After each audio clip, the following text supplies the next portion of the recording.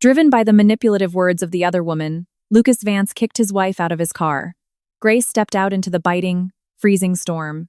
But just 2 hours later, when he returned, he was faced with a sight that made his heart clench. It was not just the overwhelming terror that his wife might be dead, but a blind, consuming jealousy when he discovered she had gotten into the Bentley of a strange man. A wife who had once given up her dreams for love now chose to walk away to find herself again. Their 3-year marriage ended not because of cheating, but because a man completely disregarded the aching heart of a woman. Let us follow the journey of Grace from a discarded wife to Viven, the brilliant textile artist who brought the entire art world to its knees. The rhythmic thud of the windshield wipers on the Maserati Levante sounded futile, desperately trying to sweep away the sheet of white rain lashing against the glass. The night was as thick as ink, only occasionally torn apart by cold flashes of lightning that illuminated the slippery, desolate stretch of Interstate 95. The atmosphere inside the car was suffocatingly tense. The silence stretched so tight it threatened to snap. Grace Vance sat curled up in the passenger seat, her hands gripping the designer handbag resting on her lap. She remained silent, not because she had nothing to say, but because she knew every word she spoke right now would be meaningless. The phone resting on Lucas Vance's center console suddenly buzzed violently, shattering the deadly silence. The screen lit up with 2 words, Haley Adams. Without a hint of hesitation, Lucas pressed the answer button and put it on speaker. His usually cold voice instantly softened. Haley, what is it? From the other end came a soft cough and the weak, pitiful voice of the actress. Lucas, I am so sorry to bother you at this hour. I have a terrible fever, and I do not have a single pill left in the house. I am so scared. Her voice broke, mixed with heavy panting, as if speaking a single sentence drained all her strength. Grace instinctively tightened her grip. It was this familiar routine again. Lucas frowned, his grip on the steering wheel tightening. Stay right there. Do not go anywhere. I am coming over. No, you do not have to, Haley quickly declined, though her tone was full of expectation. I do not want to bother you and your wife. You two are probably together. I can just call a cab to the hospital. That sentence acted like a match thrown straight into the powder keg smoldering in Lucas's chest. He shot a glare at Grace. The gentleness in his eyes vanished instantly, replaced by cold disgust. I said I am coming. Wait for me. With that, he hung up, not giving Haley a chance to say another word. Grace took a deep breath, trying to keep her voice as calm as possible. Lucas, there is a massive storm outside. You saw the weather advisory. They warned people to stay off the roads. The interstate is incredibly dangerous. Is that so? He sneered, a smile completely devoid of warmth. To you, the fact that Haley is burning up with a fever and about to pass out is not a big deal. I did not mean that, Grace explained wearily. She could call her assistant or an urgent care service. You driving in this weather is playing with your own life. Grace, when are you going to stop this petty, selfish jealousy? Lucas growled, his voice overpowering the sound of the rain battering the glass. Haley is all alone. She is not strong, and she does not have a network of people to rely on like you do. She needs me. Grace's heart felt as though it was being squeezed by an invisible hand. Need? In their 3 years of marriage, she had never dared to bother him with trivial matters like getting sick.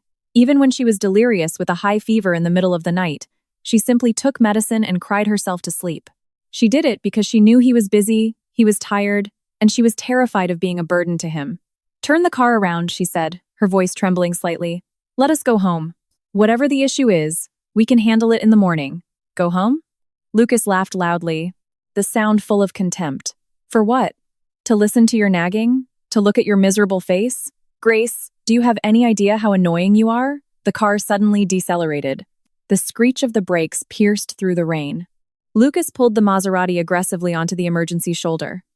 He turned to look at her, his gaze as sharp as a knife and as cold as ice. You want to go home, right? Fine. He reached over and pressed the unlock button. Get out. Grace sat stunned, unable to believe her ears. What did you just say? I said, get out of my car, Lucas practically roared. His patience completely vanished. Did you not want to go home? Go home yourself. When you learn how to think and behave reasonably, then you can return to that house.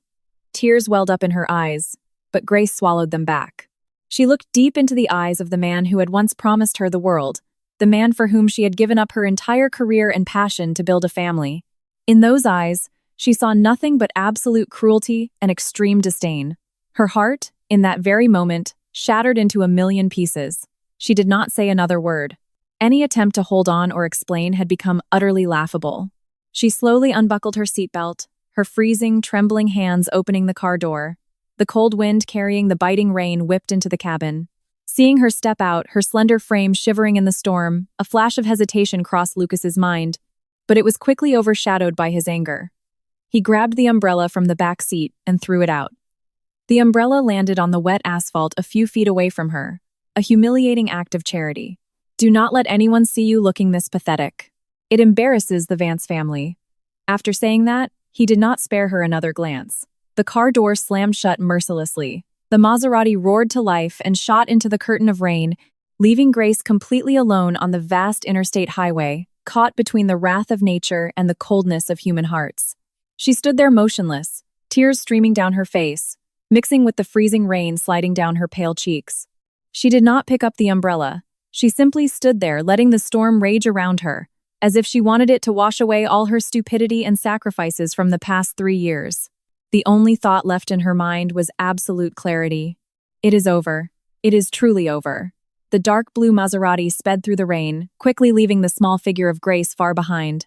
Lucas looked in the rearview mirror until her silhouette blurred and completely vanished into the white downpour. He gripped the steering wheel, his jaw clenched, trying to suppress a strange, rising sense of unease. Annoying, he told himself. She brought this upon herself. He convinced himself that he was doing the right thing. Grace needed a lesson. She had become too accustomed to his indulgence, turning selfish and unreasonable. A little hardship would make her realize her place.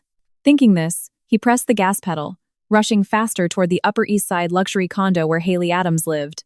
The moment the apartment door opened, a soft, fragile body collapsed into his arms. Haley was wearing a sheer silk nightgown, her long hair draped over her shoulders. Her face was pale, and her large, teary eyes looked incredibly pitiful. "Lucas, you finally made it. I was so scared." Lucas wrapped his arms around her, feeling her feverish body. The guilt he felt toward Grace instantly subsided, replaced by pity for the woman in his embrace. He lifted her up and set her down on the sofa. "Did you take your medicine?" he asked, his voice still carrying a bit of the harshness from his previous argument. "I managed to find a fever reducer and took 1 pill," Haley replied softly, her sparkling eyes looking at him with immense gratitude. "Thank you, Lucas. I would not know what to do without you. Your wife must be so mad at you, right? It is all my fault for bothering you 2 at a time like this." She spoke with a tone of self-blame, but every word was like pouring oil on a fire. She cleverly reminded him of Grace's annoying behavior while elevating his importance to her. Lucas did not reply. He walked silently into the kitchen and poured her a glass of warm water. "Rest. I am here now." Haley nodded obediently, resting her head on his shoulder, coughing lightly. "Are you hungry? Let me make you some soup." "I am sorry my fridge is empty. I can only make something simple." "No need. You are sick." "It is okay," she smiled weakly. "Cooking for you makes me happy." Watching Haley's gentle and understanding demeanor, Lucas involuntarily compared it to Grace's stubbornness earlier. He sighed and let her walk into the kitchen. Time passed slowly. Outside, the rain showed no signs of stopping. In fact, it was pouring heavier. The rolling thunder made people anxious. Lucas sat on the sofa, staring at a dull news program on the television screen, but his mind could not focus. The image of Grace standing alone in the rain kept flashing through his head. Her dress soaked, her hair plastered to her pale face, her eyes filled with dead despair. The interstate was already empty at night, let alone during a massive storm. A semi-truck, a drunk driver, a sudden break. These terrifying thoughts suddenly struck him, making his heart clench. He shook his head violently to dispel the images. Nothing would happen. That was the emergency lane. She could call her friends or get an Uber. She was not a child. Haley brought out a hot bowl of soup, its faint aroma spreading through the room. "Lucas, have some to warm up. You were in the rain. You might catch a cold." Lucas took the spoon and tasted a bite. The soup was incredibly bland. It could not compare to the meals Grace cooked. Even a simple hangover broth made by Grace was rich and comforting. "What is wrong?" Haley asked anxiously. "Does it taste bad?" "Nothing, it is delicious," he lied, forcing down a few more bites before setting the bowl aside. "You should eat and go to bed early." He glanced at his Rolex. Almost an hour had passed since he abandoned her. The restless feeling grew larger. He picked up his phone, instinctively wanting to call her, but then put it down. A man's pride did not allow him to do so. He had kicked her out. Calling her now would be a slap to his own face. Besides, she was probably safely home by now. She was definitely angry and crying, but at least she was safe. Haley seemed to notice his distraction. She wrapped her arms around his arm, her voice pouting. "Do not worry about your wife anymore. She is strong, I am sure she is fine. She is just throwing a tantrum. Tomorrow, everything will go back to normal. Stay with me tonight, Lucas. I am scared to be alone." Haley's remark that tomorrow would go back to normal did not reassure Lucas at all. Instead, it made him deeply uncomfortable. Yes, it was always like that. They would argue, he would get angry, she would endure it in silence, and the next morning she would prepare breakfast as if nothing had happened. Her submission had become a habit, an expected reality in his eyes. But her eyes tonight did not look like they usually did. There was no hurt, no desperation to hold on. It was the stillness of dead ashes. The clock ticked another hour. 2 hours had passed. 2 hours spent in a hell of torment and anxiety. Suddenly, the news broadcast on the TV switched to an emergency bulletin due to the severe weather. Visibility is severely limited. On Interstate 95 northbound, a massive multi-vehicle collision has just occurred involving 3 semi-trucks and 2 passenger cars. Rescue operations are facing extreme difficulties. Lucas's heart felt as if it had been thrown into an icebox. The accident occurred exactly on the stretch of road he had just driven through. Unable to wait a single second longer, he shot up and grabbed his coat. "Where are you going, Lucas?" Haley panicked, grabbing his arm. "Let go." Lucas brushed her hand off, his voice cold and urgent. "I have to go back there." "No, it is too dangerous." Haley clung to him, tears welling in her eyes. "Do not go. I am scared. She is an adult. She can take care of herself. What if something happens to you?"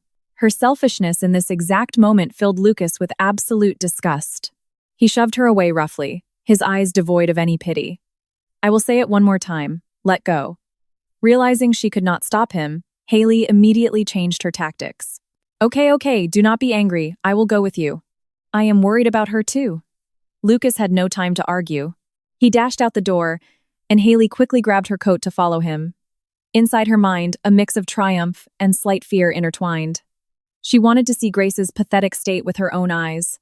The engine roared as the car turned around and plunged back into the storm. Lucas pressed the gas pedal to the floor. In his mind, there was only one prayer. "Grace, you must be okay." Lucas drove like a madman. The Maserati tore through the night, slicing through the thick curtain of rain. The wipers worked at maximum speed, but seemed incapable of keeping up with nature's fury. Inside the cabin, the atmosphere was even more terrifying than the storm outside. Haley sat in the passenger seat, gripping her seatbelt with both hands, her beautiful face pale with fear. She did not dare utter a word, only taking stealthy glances at the man beside her. Lucas's eyes were glued to the road ahead, his jaw clenched so tightly that blue veins popped on his forehead. His mind was a chaotic mess. Regret, anxiety, and an invisible dread were suffocating his heart. He constantly reassured himself that nothing had happened. Grace was just sulking. Maybe she had called a friend or flagged down a cab. But the news report of the multi-car pileup acted like a sledgehammer, repeatedly smashing into his mind, destroying all his self-deception. "Lucas, drive a little slower. It is too dangerous." Haley finally could not hold back, her voice trembling. Lucas did not answer. He did not even look at her. He floored the accelerator. He had only one thought. He had to get there immediately to confirm she was safe. Far ahead, the flashing red and blue lights of police cruisers and ambulances appeared like ghostly fireflies in the dark. As they got closer, the scene became increasingly chaotic. The police had blocked off a long section of the highway. Wrecked vehicles lay scattered, twisted beyond recognition. The blaring sirens shredded the silence of the night. Lucas's heart sank. He was forced to stop his car a distance away, stuck behind a long line of other stranded vehicles. "Stay in the car," he ordered Haley, his voice hoarse. Without a moment of hesitation, he threw the door open and sprinted outside. The rain instantly drenched him. His expensive Armani suit was ruined in seconds, but he did not care. He ran frantically toward the section of the road where he had left her. The wind howled in his ears, the rain stung his face, but nothing compared to the pain and terror clawing at his chest. Grace. Grace! He screamed in desperation, but his voice was quickly swallowed by the roaring storm. Haley had also rushed out, holding an umbrella and running after him. Lucas, wait for me. Be careful. But Lucas heard nothing. He finally reached the exact location. It was situated just before the blocked-off section. Thankfully, it had not been directly impacted by the crash. However, the sight before him sent a shock of electricity down his spine. His legs froze, turning to stone. On the wet asphalt, under the weak headlights of the car stuck behind, there was a long, black, scorched skid mark stretching for several yards. It looked like a hideous scar on the road, evidence of a horrific collision. Scattered nearby were shards of plastic and glass, resembling pieces of a broken headlight. But the thing that caused Lucas to completely collapse was a small object lying abandoned in a puddle. It was a beige stiletto heel. He recognized it. It was the shoe Grace had worn tonight, the shoe he had bought for her last year for her birthday. She loved it, always saying it was comfortable. Now, one shoe lay there, lonely, soaked, its strap broken pitifully. It acted as a silent accusation of his cruelty and of a tragic end he dared not imagine. The world around Lucas seemed to stop. The sound of rain, wind, sirens, everything vanished. In his ears, there was only a ringing and the thudding of his own heart, growing weaker as if about to stop completely. He dropped to his knees, his trembling hand reaching out to pick up the shoe. The coldness of the rainwater and mud seeped into his palm, yet he felt it burning like hot coal. "No, it is impossible," he muttered, his voice breaking. "Impossible." Haley ran up to him. Seeing the scene, she also turned pale. She covered her mouth, her eyes wide with horror. But her horror was mostly fear for herself. If Grace truly died here, right after arguing with Lucas and being kicked out of the car, then she, the person who indirectly caused this, would not escape the fallout. "Oh my God, Lucas, how did this happen?" Her voice trembled, mixed with fake sobbing. "Grace, is she?" Lucas heard none of it. He gripped the shoe tightly, his bloodshot eyes staring fixedly at the accident scene just ahead. The ambulances were still loading victims. Could it be? Could she be inside one of those vehicles? Or worse? An unprecedented wave of despair and agony crashed over him, drowning him. What had he done? With his own hands, he had pushed his loving wife to her death. Just because of his selfishness, his blind trust in another woman, he had destroyed his own happiness. His face was ashen, drained of all blood. Breathing became difficult, as if a boulder was crushing his chest. Lucas slumped down in the pouring rain, letting his tears mix with the storm water streaming down his face. For the first time in his life, the high and mighty CEO, a man who controlled the fates of thousands, felt so utterly helpless and desperate. He had lost her. The freezing rain continued to pour down, as if wanting to wash away all traces, yet it could not erase the pain carved deep into Lucas's soul. He remained kneeling there, motionless as a stone statue, his hand firmly clutching the cold stiletto. Images of Grace, her gentle smile, her warm eyes, and her dead, silent stare tonight flashed through his mind, tearing at his conscience. Haley stood beside him, the umbrella in her hand shaking violently. She wanted to step closer to comfort him, but seeing Lucas turn to stone, she did not dare. The situation had spiraled far beyond her control. She only wanted Grace out of Lucas's life, but not like this. Grace's death would become a ghost haunting his life, and it would haunt hers forever. "Lucas, let us go to the hospital and ask," she stammered, trying to offer a suggestion. Haley's words acted like a key unlocking the cage of despair holding Lucas. Yes, the hospital. Maybe she was only injured. As long as she was alive, no matter the cost, he would save her. He abruptly stood up, his bloodshot eyes flashing with a fragile ray of hope. Without a word, he sprinted straight toward the police barricade blocking the scene. "Hey buddy, you cannot go in there. It is dangerous." A young police officer immediately stopped him. "My wife! My wife!" Lucas grabbed the officer's shoulders, roaring like a wounded beast. "She was here. 2 hours ago, she was standing in this exact spot. Tell me where she is." The young officer was startled by the sudden aggression. He tried to stay calm. "Sir, this is an active accident scene. Please step back so we can work.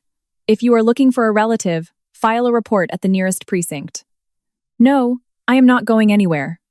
Lucas lost all reason. He held up the shoe. This is her shoe. She was wearing a light blue dress, long hair, slender. Did you see her? Is she among the victims? Tell me. The sheer panic and immense agony in Lucas's voice softened the young officer slightly. He looked over at an older colleague standing nearby. The veteran officer walked over, looked Lucas up and down, then glanced toward the skid marks and debris. You said your wife was standing in this area about 2 hours ago? The older officer asked in a steady voice. Yes, exactly here. Lucas replied frantically, like a drowning man catching a life preserver. The older officer frowned, thinking for a moment before his eyes lit up. Ah, I remember now. His words hung like an executioner's blade over Lucas's head. His heart stopped, waiting for the final verdict. There was a woman like that, the officer continued. She looked miserable, completely soaked, standing alone in the rain. My partner and I were patrolling and were about to pull over to check on her, but we did not make it in time. What do you mean you did not make it in time? Lucas growled, unable to wait. The officer sighed, but she was very lucky. Right at that moment, a black Bentley pulled up. A man stepped out, handed her an umbrella, and invited her into his car. They had only been gone for a few minutes when this horrific pileup happened right behind them. A black Bentley. This information was like a massive jolt of electricity. It shattered Lucas's despair while simultaneously delivering another dizzying blow. She was safe. She was not in the accident. She was alive. An extreme sense of relief crashed down, turning his legs to jelly. He nearly collapsed again. He had to grip the guardrail to stay upright.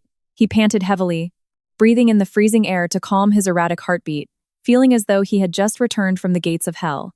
Haley, standing behind him, heard everything clearly. She also breathed a sigh of relief. Grace was not dead. That was good. Everything was still salvageable. But right after that wave of relief, a darker, uglier emotion began to rise within Lucas. A black Bentley, another man. Right after arguing with her husband, right after being abandoned on the side of the road, she immediately got into the car of another man. A man driving a Bentley. His relief for her safety was quickly replaced by a baseless, burning jealousy and rage. His ego was severely wounded. He felt betrayed. Obviously, he was the one at fault. He was the one who pushed her into that situation. But in his mind at that moment, all the blame shifted onto her. Thank you, he snapped a curt reply to the officer, then turned and walked away. His face was no longer filled with agonizing despair. Instead, it wore a terrifyingly dark, cold expression. Haley rushed after him. Lucas, Grace is okay. That is great. Let us go home. You are completely soaked. Lucas did not answer. He walked straight to the car, opened the door, and got into the driver's seat. He threw Grace's drenched shoe onto the passenger seat right where Haley had just sat. Haley looked at the shoe, then at Lucas's expression, and a bad premonition arose in her chest. Lucas's hands gripped the steering wheel, his knuckles turning white. In his head, only one question echoed, a question filled with fury and possessiveness. Well done, Grace. You dared to get into another man's car. The dense night was like a giant monster swallowing Grace's small figure. The rain continued to pour, the freezing droplets feeling like thousands of needles piercing her skin. She no longer felt the cold. Or perhaps the external chill could not compare to the ice freezing her heart. She walked aimlessly along the slippery emergency shoulder. The glaring headlights from roaring semi-trucks washed over her, blinding and cruel. Honking horns echoed, accompanied by the curses of passing drivers. In their eyes, she was probably just a lunatic, someone trying to commit suicide. Grace smiled in self-mockery. Suicide? She did not have the courage for that, but she also did not know how to keep on living. 3 years of her youth, 3 years of sacrifice, 3 years of endurance. What did she get in return? Only the words, "Get out of my car," and being mercilessly discarded in the middle of a storm. Lucas Vance. That name used to be her entire world, the religion she worshipped. She had foolishly believed that if she loved him enough, was gentle enough, and sacrificed enough, the block of ice in his heart would eventually melt. But she was wrong. Not only did the ice never melt, it froze her own heart in the process. A broken strap on her stiletto made her limp. Finally, she tripped over some debris on the road and fell flat onto the freezing asphalt. Dirty rainwater instantly soaked her dress. The rough pavement scraped her palms raw, but she did not get up. She just lay there, letting the bitter water run into her eyes and mouth. Maybe this was for the best. Let this storm wash away her stupidity. Let the cold numb her pain. Suddenly, a warm but non-blinding light hit her. A sleek black Bentley pulled up right beside her. Its engine purred quietly, completely different from the noisy trucks that had just passed. The door opened, and a tall man stepped out. He wore a perfectly tailored suit and held a large black umbrella. He walked over, the umbrella shielding her from the downpour. Grace looked up wearily. The man's face was shadowed, but his eyes were bright, deep, and tranquil like an autumn lake. Those eyes held no pity, no curiosity, only a calm demeanor and a trace of sympathy. "Are you all right?" His voice was deep and pleasant, like a warm stream flowing through her frozen soul. Grace did not answer. She just shook her head, her energy completely depleted. The man did not say anything else. He took off his suit jacket and gently draped it over her shoulders. The jacket was still warm and carried a faint, soothing scent of sandalwood. Then he bent down, sliding one arm under her knees and the other around her back, effortlessly lifting her up. Grace's body stiffened for a moment. How long had it been since someone held her like this? Lucas had carried her too, but that was in the drunken haze of their wedding night, driven by lust and possession. It was never with this level of tenderness and respect. He placed her onto the plush passenger seat of the Bentley, carefully buckling her seatbelt before walking around to the driver's side. The cabin instantly insulated them from the raging storm outside. He turned on the heater, and a wave of warmth spread through the car. "Where do you live?" "I will take you home," he asked, keeping his eyes on the road. Home. Grace laughed bitterly inside. Did she have a home? That cold, massive mansion? That was not her home. It was Lucas's house. Right now, there was probably another woman in that house. Seeing her silence, the man did not press her. He pulled a soft towel and a bottle of water from the glove compartment. "Dry off, be careful not to catch a cold." Grace accepted them mechanically. When her fingers accidentally brushed against his, she felt the warmth radiating from his palm. She lowered her head, her dripping hair soaking his expensive jacket. She wanted to say thank you, but her throat felt like it was blocked by something bitter. She could not utter a word. The car rolled quietly. The man occasionally glanced at her side profile. He narrowed his eyes slightly, seemingly trying to recognize something. He remained silent for a long time before suddenly speaking up, his voice hesitant, unsure, but laced with undeniable astonishment. "Excuse me, are you Vivian?" Grace's body jolted violently. She snapped her head up, her eyes wide as she looked at the man beside her. Vivian. It had been 3 years since anyone called her by that name. Since the day she married Lucas, that name had been buried along with her passion, her dreams, and her true self. Lucas had told her, "You are Grace Vance. You are my wife, not some nameless textile artist." Because of those words, she had given up everything. Why did this man, a complete stranger, know that name? Seeing her reaction, the man seemed to have his answer. The doubt in his eyes vanished, replaced by profound regret and genuine respect.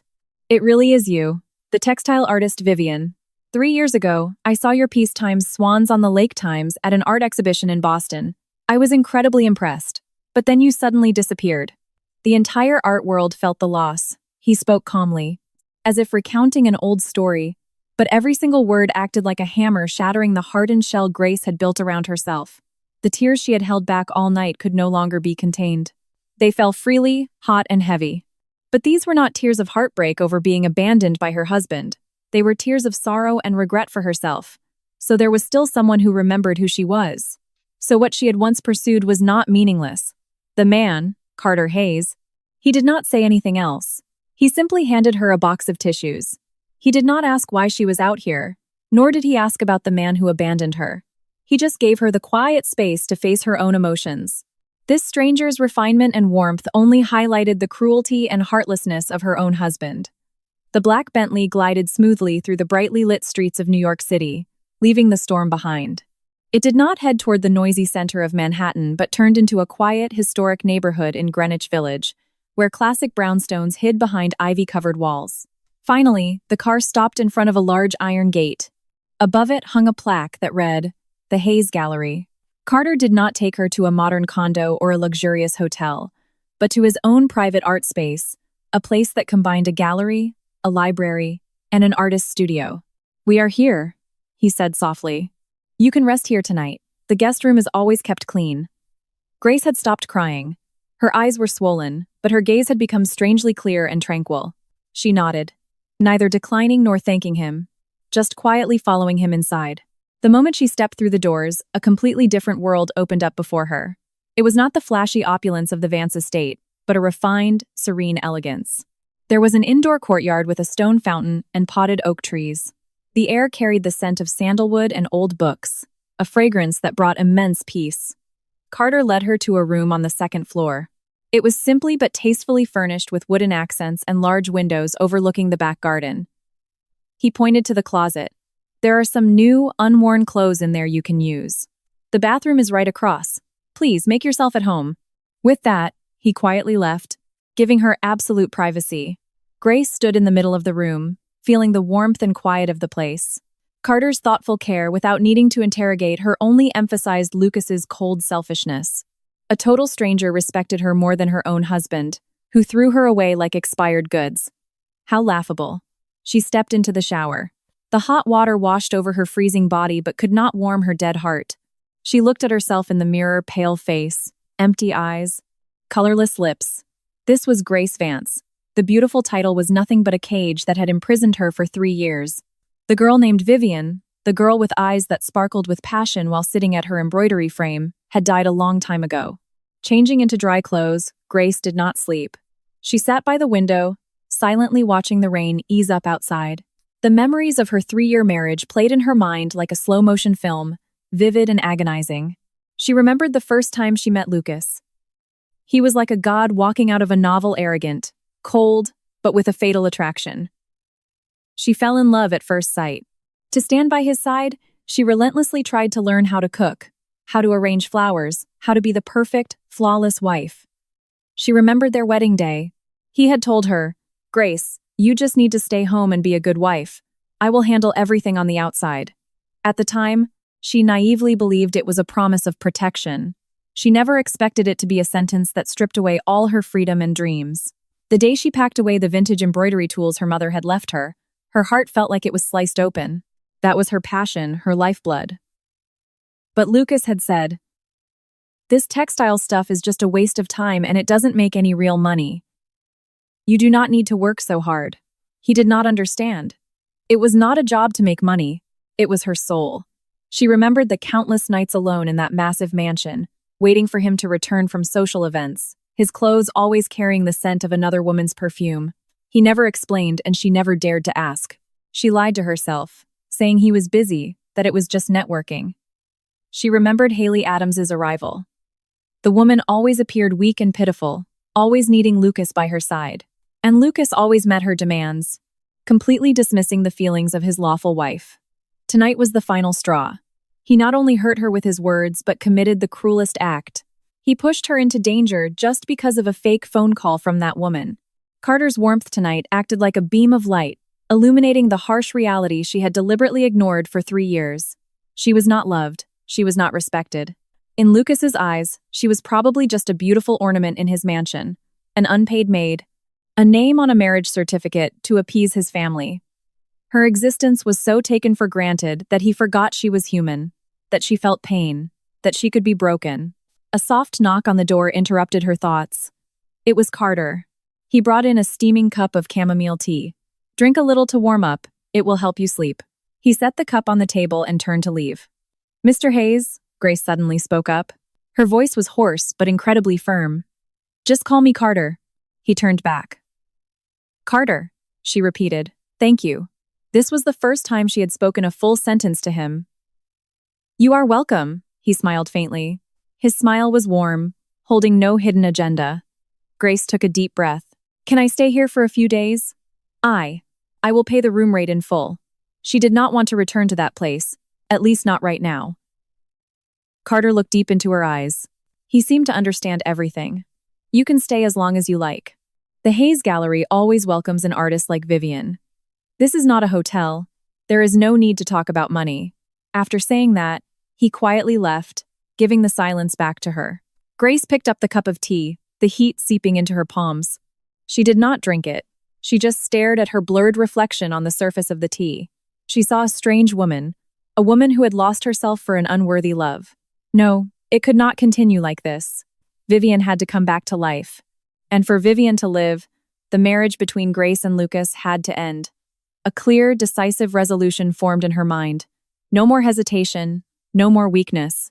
Her heart had died in the storm tonight, and from those ashes, a cold resilience was being reborn. Dawn arrived after the storm, bringing an unusually clear light. Brilliant golden rays pierced through the floor-to-ceiling windows of the mansion, shining onto the cold marble floors, but failing to dispel the suffocatingly gloomy atmosphere inside. Lucas had not slept all night. He sat on the Italian leather sofa, the ashtray beside him full. His handsome face, usually exuding confidence and arrogance, was now marked with dark streaks of exhaustion. The rage over the black Bentley still churned in his chest, mixed with a restless anxiety he could not define. The house was too quiet. There was no clattering in the kitchen preparing breakfast, no familiar scent of the oatmeal she always made for him when he stayed up late. Her absence was suddenly terrifyingly apparent, making every corner of the luxurious mansion feel empty and freezing. He had told himself she was just throwing a tantrum. Of course, she would return soon. Maybe she would cry, maybe they would argue, and then he would use his dominance to suppress her, returning everything to its normal orbit where he controlled everything. He was used to that script. Right then, the sound of a familiar but grating car engine echoed from the gates. Lucas shot up and walked swiftly to the window. The sleek black Bentley stopped at the main gate. The door opened. Carter stepped out first, elegantly opening the passenger door for Grace. She was no longer wearing the soaked dress from last night. Instead, she wore a simple but elegant white slip dress, making her slender frame look even more ethereal. Her long hair, now dried and soft, cascaded over her shoulders. The fire in Lucas's chest roared to life. That sight, in his eyes, was a blatant provocation. Not only did she get into another man's car, but she allowed him to drive her to the front door, wearing clothes provided by him. Carter did not come inside. He spoke a few words to her, his eyes gentle, then got into his car and left. Grace calmly walked into the house. The door lock clicked shut with a dry thud. She lifted her head, facing Lucas, who stood like a towering mountain in the middle of the living room, radiating a deadly aura. Her face still held a trace of last night's pallor, but her eyes were frighteningly calm. The passionate love, the hurt, and the resentment he was so used to seeing were all gone. All that remained was a freezing indifference, like an endless winter lake covered in thick ice. That calmness made Lucas uneasy. He liked seeing her cry, seeing her angry, because it proved she still cared. But this silence, it felt like a complete denial of his existence in her world. He was ready to explode. The interrogations, the insults, were ready on the tip of his tongue. So you know how to find your way home? Where were you all night? Who is that man? Do you have no shame? His voice was harsh and dry, every word slashing like a knife. But contrary to his expectations, Grace did not answer. She did not explain, did not argue, did not even spare him a second glance. She quietly walked over to the mahogany coffee table in the center of the room. She opened her handbag, took out a folded document, and gently placed it on the table. Lucas narrowed his eyes. What is that? Grace slowly unfolded the document, smoothing it out. The bold black text struck Lucas's eyes, making his brain stall for a second. Petition for divorce. At the bottom, on the signature line, the name Grace Vance was signed neatly and decisively. Her handwriting was still beautiful and soft, just like her, but now it carried a cold determination. She looked up, finally meeting his gaze. Her clear eyes did not hold a single ripple. Lucas, let us get a divorce. Her voice held absolutely zero emotion. No resentment, no sorrow, no desperation. It was not a request, nor was it a threat. It was simply a declarative statement, a notification of an established fact. Lucas's world seemed to crumble in that moment. He stood stunned, all the fury and jealousy preparing to erupt suddenly choked in his throat. He could not believe it. The woman who always obeyed, who always treated him as her entire world, the person he thought would never dare to leave him, was the one putting divorce papers in front of him. He had always thought he held all the power in this marriage, that whether they divorced or not was his decision. But today, the dynamic had completely shifted. Her ruthless calmness stripped away all his weapons. Lucas stared at her indifferent face, then down at the black and white letters on the paper. For the first time in his life, he felt panic, a profound sense of loss, an utter lack of control. The heavy silence enveloped the room. It took a long moment for him to find his voice. A dry, cynical laugh erupted from his throat. Divorce? Grace? Are you joking with me? He tried to regain his superior posture, attempting to belittle her decision with words to drag her back to her usual weak position. Just because of a little argument last night, you dare make a scene like this? Who do you think you are to say the word divorce to me? Without waiting, in a fit of uncontrollable rage, Lucas reached out and grabbed the divorce papers. Reap! He tore the paper into shreds and tossed them into the air. The white pieces fluttered down onto the marble floor like dead butterflies. I do not agree, he roared, his bloodshot eyes glaring. You are Lucas Vance's wife. You are Mrs. Vance. Do not ever think you can escape me. I do not allow it. He thought this action would scare her, make her cry and beg. But no, Grace just stood there, quietly watching the torn papers fall at her feet, her expression unchanged. She was not scared, not angry, showing zero reaction. Her calmness was the cruelest whip lashing at his wounded ego. His power and anger were completely ineffective against her. Tearing it up is useless, she said, her voice monotone. I prepared multiple copies. This one was just to inform you. I will file it directly with the court. She paused, her gaze sweeping over his face, contorted with rage. I came back today to pack my things. With that, she turned and walked toward the stairs, completely ignoring his existence. Lucas stood rooted to the floor amidst the shredded paper. For the first time, he felt absolute helplessness. Everything was slipping through his fingers, and he had no idea how to hold on. He heard her footsteps upstairs, then the sound of drawers opening, the rustling of clothes. Every sound was a needle piercing his arrogant heart. Was she really leaving? She was not joking. A moment later, Grace walked downstairs.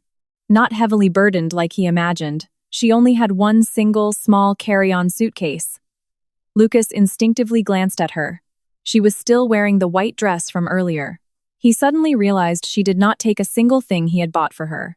The designer dresses, the limited edition handbags, the expensive jewelry all left behind. The only thing she brought, aside from a few casual clothes, was a familiar vintage wooden box. Lucas's heart took a massive hit. He knew what was in that box. It was the vintage textile and embroidery kit her mother left her. It was the entire world, the soul of Viven, the person he had forced her to bury. Her taking it was 1,000 times more painful than her leaving the designer goods. It was a concrete declaration. She was not just leaving Lucas. She was going to find herself again. She was finding the Viven he had killed. As she reached for the front door, Lucas's phone suddenly rang. The screen flashed with Haley Adams. As a conditioned reflex, he answered. Lucas, how are you? Haley's sweet, whiny voice echoed in the silent room, sounding strangely grating. Did your wife come home yet? Is she done being mad? I was so worried about you two last night. Grace had her hand on the doorknob. Hearing that voice, her footsteps paused for a fraction of a second. That smile acted as the final blade severing the fragile thread, still connecting her to this man. She did not turn back. She opened the door, pulling her suitcase out. The brilliant morning sunlight embraced her small frame, as if welcoming a rebirth.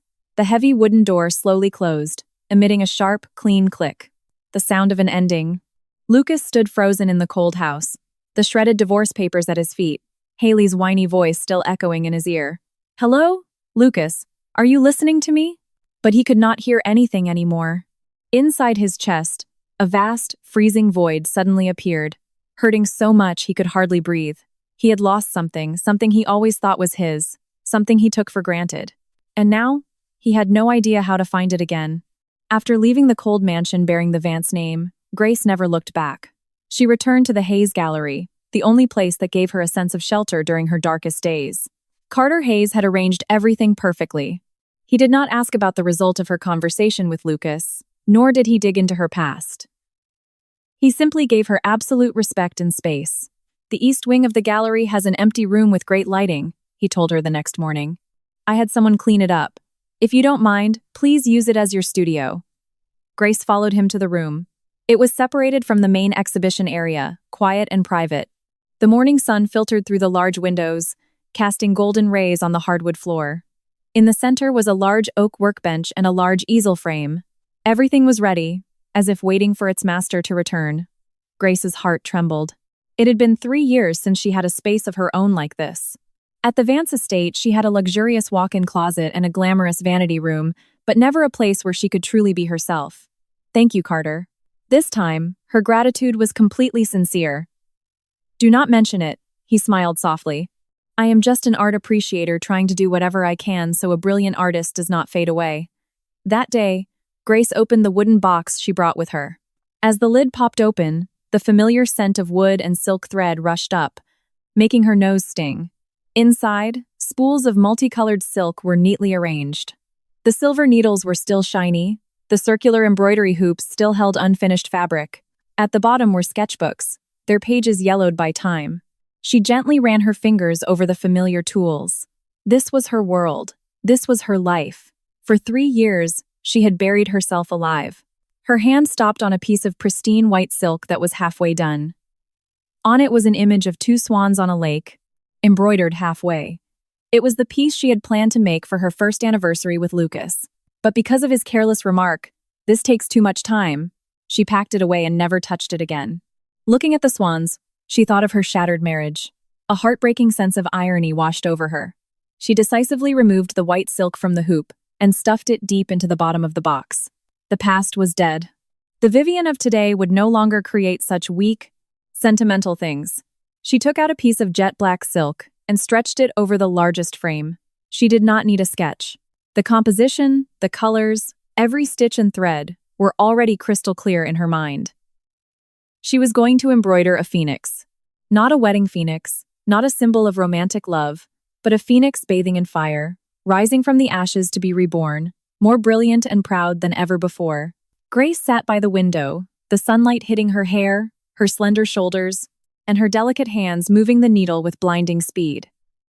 She was completely immersed in her own world. No more Lucas Vance, no more Haley Adams, no more Vance family troubles. Just her, the needle, and the black silk. The silver needle in her hand seemed to have a soul, dancing across the fabric. Golden threads slowly formed the shape of the proud beak. Blood-red threads wove the blazing plumage. Deep blue threads accented the eyes, which were both tragic and unyielding. She forgot the time, forgot to eat. With every stitch, she poured in all the suffering, resentment, and despair she had endured. But at the same time, it was resilience. A hope for a new life. This piece was not just textile art, it was her manifesto. Grace Vance was dead. Vivian had returned. Carter often stood from afar, quietly observing her. He saw her absolute focus, the burning passion in her eyes. Her demeanor now was completely different from the desperate, lost woman in the storm. The current version of her, though silent, radiated an intense vitality, a beauty of resilience that made it impossible to. After almost a week of non-stop work, the masterpiece was finally complete. On the jet black silk, a fiery phoenix spread its wings, its entire body engulfed in brilliant flames, but its eyes looked toward the light, full of life and defiance. The embroidery was so lifelike that viewers could almost feel the heat of the fire and hear the phoenix's cry echoing across the heavens. Vivian named the piece Time's Rebirth. Carter stood stunned before the piece, awe and admiration clear in his eyes. He did not use flowery words, only stating simply, "Welcome back, Vivian." He did not host a flashy premiere. He quietly had the piece framed in premium wood and hung it in the most central location of the Hayes Gallery, replacing a famous landscape painting. He left it unsigned, adding no descriptions. He believed true art would speak for itself. And he was right. A few days later, several prominent art collectors and critics regulars at the gallery noticed the new piece. Initially, it was curiosity, then shock, and finally, a sensation. My God, it has been so long since I saw double-sided silk embroidery of this caliber. Look at the aura of that phoenix, both in agony and incredibly proud. The artist who created this must have gone through an extraordinary story. This style, these strokes, it looks exactly like Vivian, the rising star who vanished 3 years ago. Could she have returned? The news spread quietly but rapidly through the New York art scene. An anonymous masterpiece named Time's Rebirth Times appearing at the Hayes Gallery stirred the calm waters. The name Vivian, which had been forgotten, was once again mentioned with curiosity and anticipation.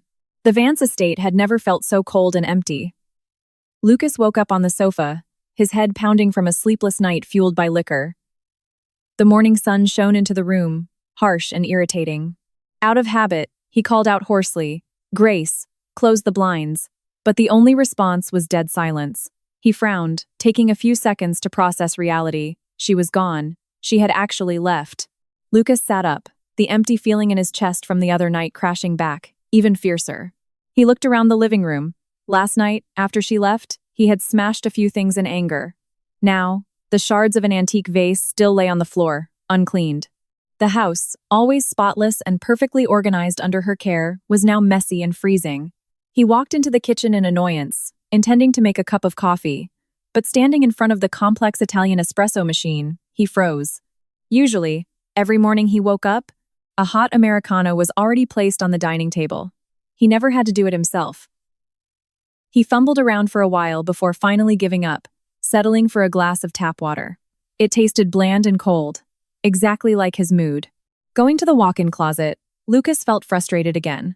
His dress shirts were hung neatly, but they were not perfectly ironed like always. He wanted to find his navy blue tie to match today's suit but could not find it in the jumbled mess. Usually, every night, Grace would lay out his clothes for the next day. From the suit to the shirt, tie, and cufflinks, everything was coordinated flawlessly. Her care had become like air, an obvious presence he never even registered until today, when its absence left him suffocating. Arriving at the office, Lucas carried a dark aura that made everyone keep their distance. Assistant Cole carefully placed a coffee on his desk, asking bravely, "Mr. Vance, you do not look well. Should I postpone the morning meeting?" "No need," he snapped, startling Cole, who quickly exited. During an important meeting with partners, Lucas constantly lost focus. The image of Grace dragging her suitcase away, the image of her calmly placing the divorce papers on the table, kept spinning in his head. He even misstated a few crucial figures, an amateur mistake he never made. Fortunately, his assistant managed to cover for him. At noon, Haley called, her voice still sweet and caring. "Lucas, are you free for lunch? I brought you some food. I made it myself." Lucas was annoyed and was about to decline, but then thought maybe some company would help. He agreed. Haley definitely knew how to dress. She wore an elegant business dress, light makeup, looking exactly like a devoted wife visiting her husband. But when she opened the lunchbox, Lucas couldn't help but feel disappointed. It was just some store-bought salad and a sandwich from a convenience store. Compared to the lavish, nutritious lunches Grace used to prepare and bring to him, it was worlds apart. "Try some." Haley picked up a piece of salad for him, looking expectantly. "I don't know how to cook as well as your wife, don't judge me." Lucas forced down a few bites. He suddenly realized Grace's existence had infiltrated every aspect of his life. From the big things to the smallest details, she was an invisible standard no one else could replace. That evening, Haley insisted on coming to the mansion to help him clean. As soon as she walked in and saw the mess, she feigned pity. "Oh my, without her here, the house is like this? Let me help you." She began walking around, trying to play the role of the lady of the house. She attempted to cook dinner, but the result was a chaotic kitchen and burnt food. She rearranged some decorations on the shelves but ruined their natural harmony. Every effort of hers felt clumsy and tacky, only highlighting Grace's skill and elegance. During dinner, Haley did not stop talking about her career, her new movie role, and her jealous coworkers. Lucas sat in silence, instinctively comparing it to dinners with Grace. Grace rarely spoke about herself. She mostly listened to him talk about his work, occasionally offering refined insights. Her silence was 10,000 times more comforting than this woman's noise. "Lucas." Haley leaned her head on his shoulder after dinner, pouting. "Why don't I move in with you? So I can take care of you. Seeing you alone like this breaks my heart." That sentence was the final straw.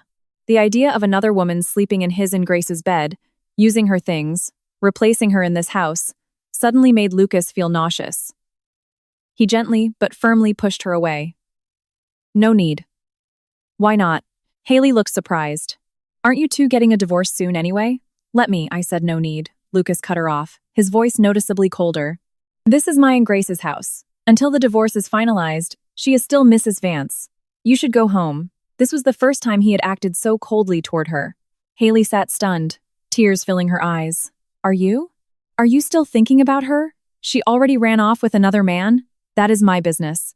Lucas stood up, unwilling to speak further. "It is late. Go." Haley stomped her foot in anger and left crying. After she was gone, Lucas wandered alone through the silent house. He subconsciously walked upstairs and opened the door to their master bedroom. Everything was exactly the same, but it lacked her presence. He opened her closet. All the designer dresses, handbags, and shoes he had thrown money at were still untouched, hanging perfectly like a mockery. She did not take a single thing that belonged to him. The only thing she took was the old wooden box holding things he had deemed useless. It was only then that Lucas realized in shock. She did not leave because of money or material things. She left to find her own soul. The soul that he, with his own hands, had tried to extinguish.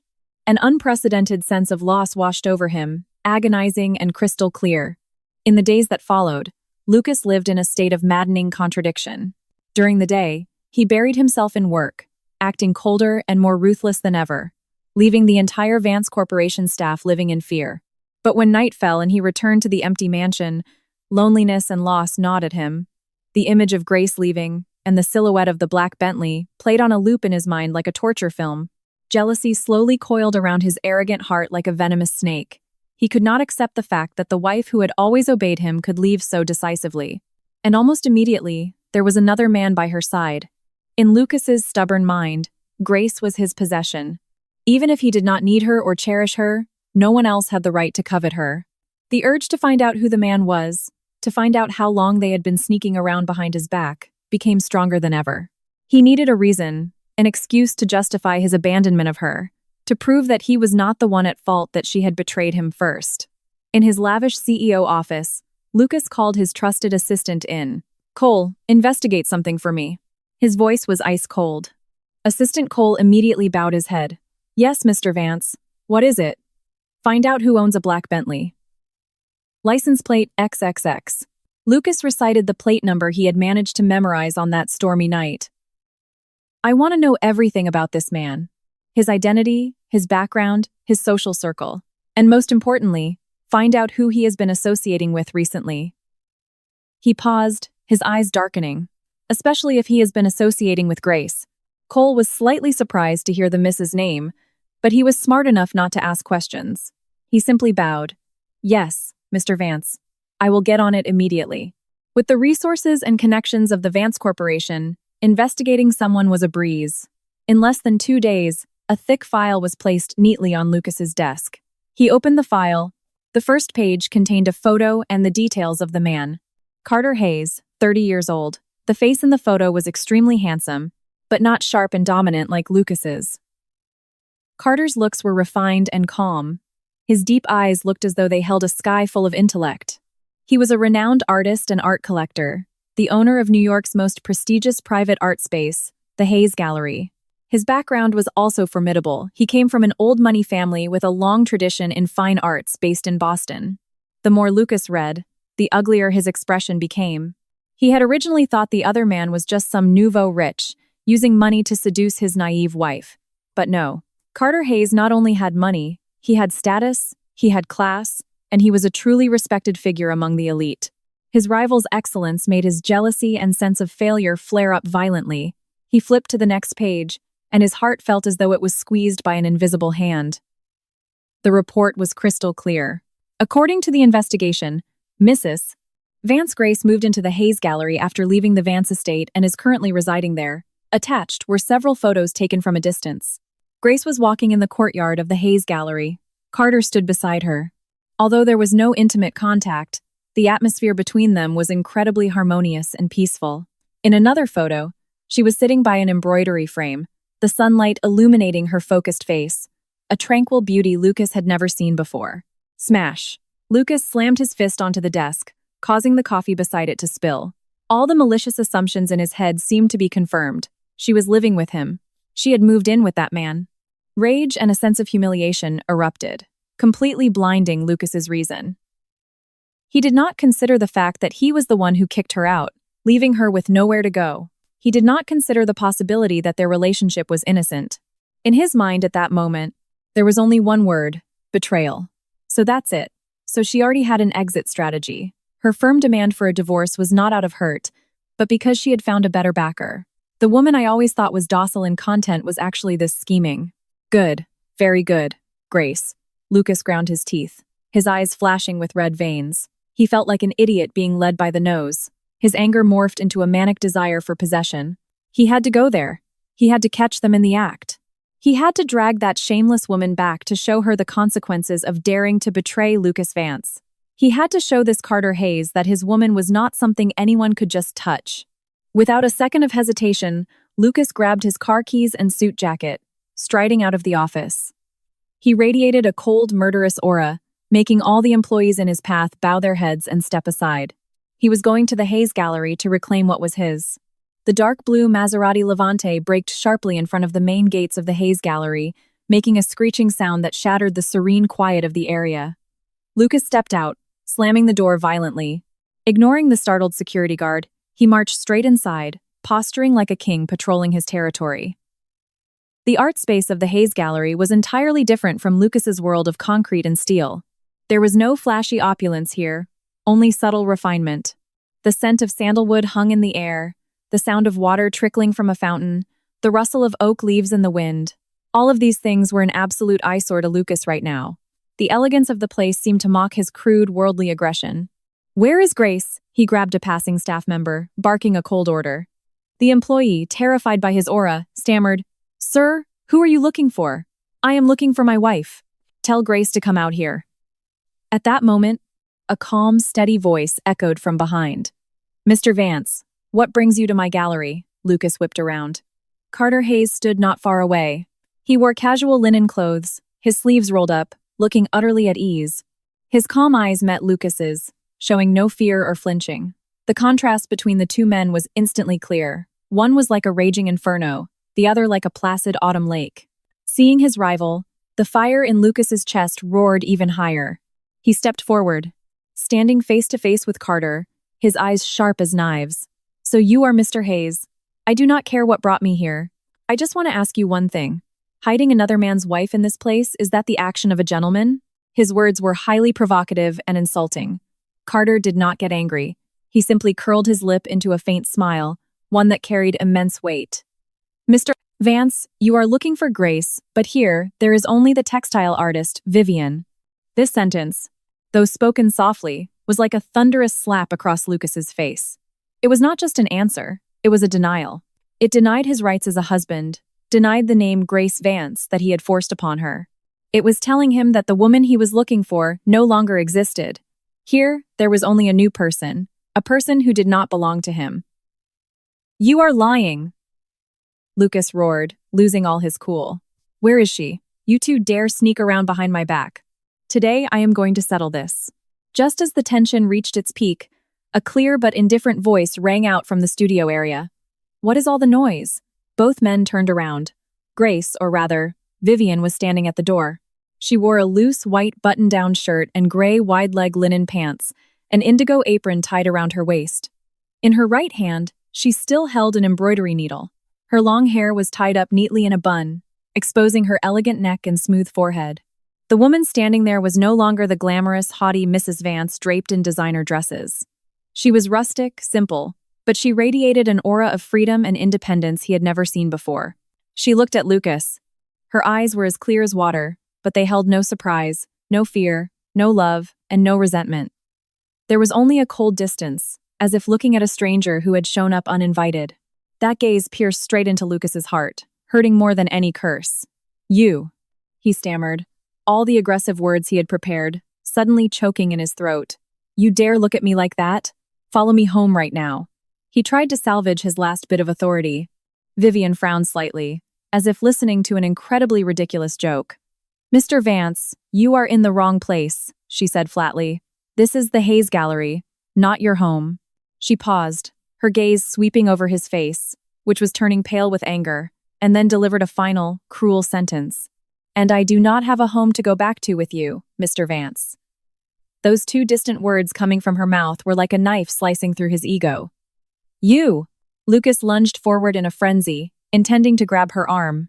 He could not accept this reality. He had to drag her back, force her to become the obedient Grace of the past. But before his hand could touch her, a figure blocked his path. Carter stepped in front of Lucas, raising his arm to stop him. He did not use much force, but the action was resolute. "Mr. Vance, please have some self-respect." Carter's voice was still calm, but his eyes flashed with a cold warning. Blocked, Lucas looked at the man protecting her, then at her completely emotionless face. He suddenly felt ridiculous. He came here to catch them in the act, to assert his dominance, but ended up being treated like nothing more than a nuisance. He was not the husband here, not the man in power. Here, in her new world, he was just an outsider. Anger, shame, jealousy, and a vague terror of permanent loss blended together, making his chest ache. There was nothing he could do. He could not use money or power to threaten Carter Hayes. He certainly could not use emotions to chain down a woman who had gone completely cold toward him. For the first time in his life, Lucas Vance tasted total defeat. He dropped his hands, took a step back, his eyes still glued to Vivian. Finally, he did not say another word, simply turning and striding out of the gallery. His steps faltered slightly, like a wounded beast trying to hold on to its last shred of pride. The quiet returned to the Hayes Gallery, as if silently mocking the storm that had just passed through the heart of the loser. The Manhattan International Conference Center was brightly lit tonight, gathering the elite of the city. The Starlight Charity Art Auction was a prestigious annual event where rare items were exhibited, and also a place for the upper class to display their status and philanthropy. Lucas arrived late. He was not genuinely interested in art. His presence here was purely a social obligation as the head of the Vance Corporation. But as he glanced over the auction catalog, his eyes locked onto a name. Item 13. Double-sided silk embroidery rebirth. Artist. Vivian. Vivian.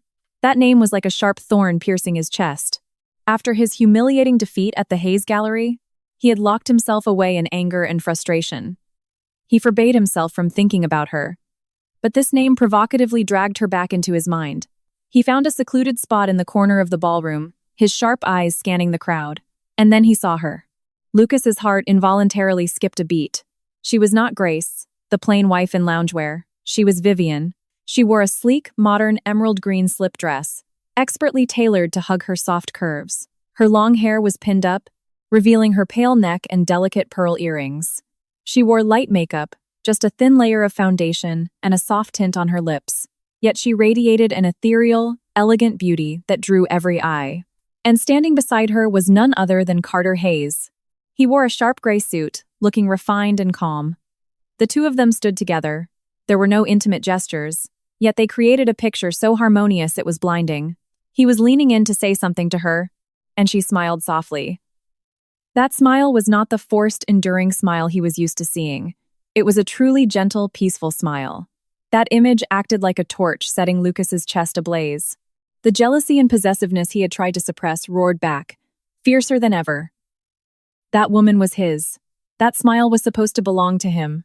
Just then, the auctioneer on stage projected his voice. And next, ladies and gentlemen, please admire a masterpiece of traditional fine textile art, a piece that has caused quite a stir among collectors recently.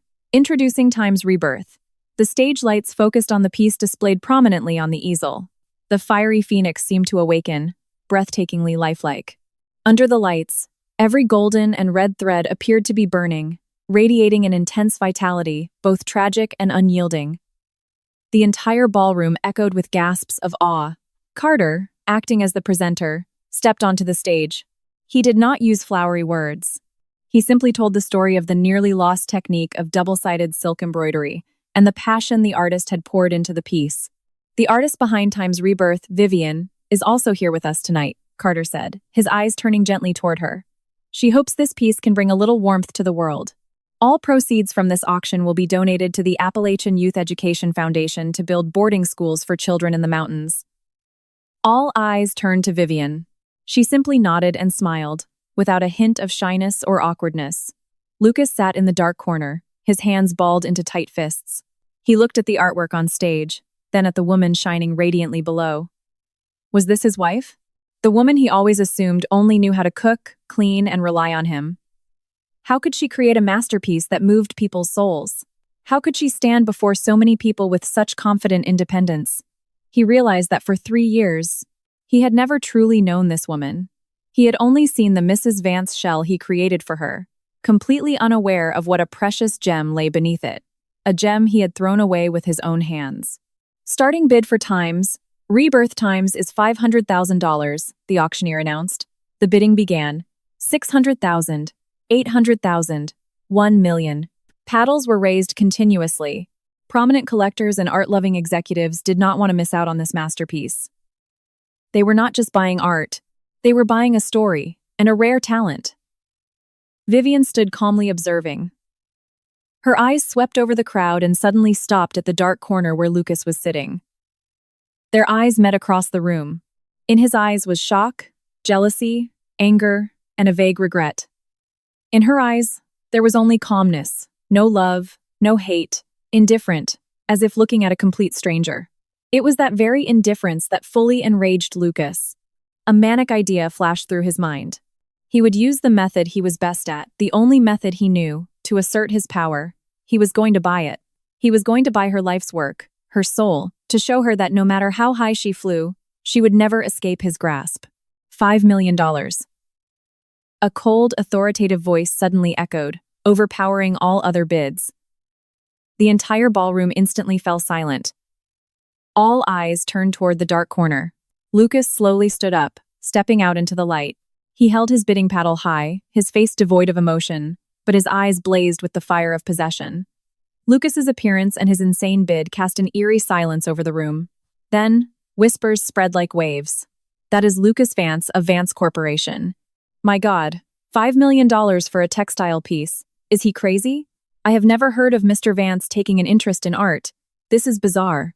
Rumor has it he and that artist Vivian have quite a complicated history. All the gossip reached Lucas's ears, but he did not care. His gaze was locked onto one person only. He wanted to see shock, confusion, wavering in her eyes.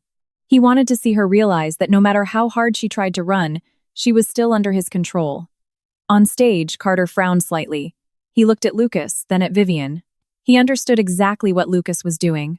This was not an act of art appreciation. This was a provocation, a brute act of possession. He raised his paddle. $5.5 million. Lucas sneered without hesitation. $7 million. The room erupted into gasps again. This price far exceeded the true market value of a contemporary textile piece. No matter how exquisite, everyone understood this was no longer an auction. It was a war between two men. Carter looked at Vivian. She silently shook her head at him, a very slight motion. She did not want him getting dragged into this meaningless battle because of her. Carter understood. He smiled reassuringly and slowly lowered his paddle. $10 million. Lucas shouted his final price. An astronomical figure, like a declaration of absolute victory. The auctioneer, after a moment of shock, hurriedly banged his gavel. $10 million going once. $10 million going twice. $10 million sold. Congratulations to Mr. Vance for becoming the owner of the masterpiece times rebirth. Applause rang out, though it was mostly due to shock at Lucas's reckless spending rather than genuine congratulations. He stood there amidst the curious stares, feeling a brief sense of triumph. He had won. He used his money to crush his rival and buy back what was hers. He felt he had regained a bit of control. After the auction ended, Lucas walked straight to the VIP lounge, where Vivian and Carter were speaking with a few collectors. His arrival made the atmosphere instantly awkward. The others tactfully slipped away, leaving only the three of them. Lucas stepped forward, standing right in front of Vivian. He didn't look at Carter. His eyes were only for her. He held up the auction contract, his deep voice carrying a pride he could not conceal. Well, the piece you poured your heart into, the thing you call a rebirth, did it not end up in my hands after all? He spoke like a superior bestowing a favor. Grace, you need to understand one thing. No matter who you become or how high you fly, you will never escape me. He waited. He waited for anger, for helplessness, or at least a slight tremor in her eyes. But he was disappointed once again. Vivian looked up at him, her eyes still as tranquil as a rippleless autumn lake. She showed absolutely no reaction he expected. She just smiled faintly, a distant, polite smile. Thank you, Mr. Vance, for your support. Her voice was clear and calm, as if speaking to a business partner and nothing more. The entire $10 million, per my wishes, will be transferred directly to the Appalachian Youth Education Foundation to build boarding schools for children in the mountains. You have done a very meaningful thing. She paused, her gaze sweeping over his gradually stiffening face, and then delivered her final, devastating sentence. On behalf of those children, I thank you for your generosity, Mr. Vance. Smack, Lucas's victory. His arrogance, everything shattered into pieces in that exact moment. What had she done? She had turned his aggressive act of possession into a noble act of charity. She had turned his provocation into support for her own cause. He spent $10 million not to humiliate her, not to win her back, but to become the biggest sponsor of her charitable efforts. This humiliation was 1,000 times more painful than being rejected. He used money to prove his power, while she used that exact money to elevate her own worth, reducing him to a fool mindlessly throwing cash at a good deed. The smile on his lips froze. His face went from pale to a sickly green. He stood there, contract in hand, looking like a clown on a glamorous stage. Vivian did not spare him another second. She turned to Carter and smiled. "It is getting late. Let us go home." "All right," Carter nodded. His eyes swept over Lucas, not with gloating, but with a touch of pity. The two walked away side by side, leaving Lucas standing there alone, his feet rooted to the floor. The feeling of triumph vanished, replaced only by an emptiness and a crushing, belated regret that began to gnaw at his soul. He could use money to buy her art, but he could never buy back her heart, her respect, or even her gaze. The price of regret, it turned out, was extremely high. The event at the Starlight Gala quickly became hot gossip among New York's elite. The name Vivian, along with her masterpiece Time's Rebirth, was spoken of with admiration and awe. Meanwhile, Lucas's act of throwing away $10 million was discussed with various underlying meanings. Haley Adams, naturally, was not excluded from the loop. When she read the news online, her initial reaction was pure glee. In her eyes, Lucas spending that massive amount of money was meant to humiliate Grace, to prove that no matter who she became, she was still just a plaything in his hands. This sent Haley's sense of triumph soaring. She felt her position by Lucas's side was becoming even more secure. Carrying that joyful mood, Haley personally prepared an expensive fruit basket and headed straight to the Vance Corporation headquarters. She wanted to celebrate his victory with him. "Lucas!" She walked into the CEO's office without knocking, her voice sweet and ringing. "I heard the news. You were so amazing. That $10 million definitely put Grace in her place." Her face must have looked so pale then. Lucas was sitting behind his desk, his face dark. He had just had to sign the $10 million check over to the Appalachian Youth Education Foundation under his personal name, feeling as if he had just slapped himself hard in the face. Hearing Haley's voice only multiplied his irritation. "What are you doing here?" he asked coldly. Haley paused slightly at his attitude, but quickly regained her pouty demeanor. "I came to visit you. Look, I even brought your favorite wine. Let us celebrate a little." She walked around the desk, intending to sit on his lap as usual. Lucas leaned away slightly to avoid her. "I am busy." This small rejection made the smile on Haley's lips freeze. She felt something was wrong, but she persisted. "Busy with what?" "Everything with Grace is settled now." "What is there to worry about?" She wrapped her arms around his neck from behind, her tone shifting to demanding. "Lucas, why don't we go public with our relationship?" She moved out, and everyone knows what happened at the auction. "This is the perfect time. I don't want to keep sneaking around like this." She had waited for this day for so long, the day she could rightfully stand beside Lucas Vance and become the next Mrs. Vance. But Lucas suddenly found her voice incredibly annoying. "I told you, it is not the right time." "Why not?" Haley lost her patience. "What are you waiting for? Are you planning to leave the title of Mrs. Vance empty forever? Or do you still miss your ex-wife who made a fool out of you?"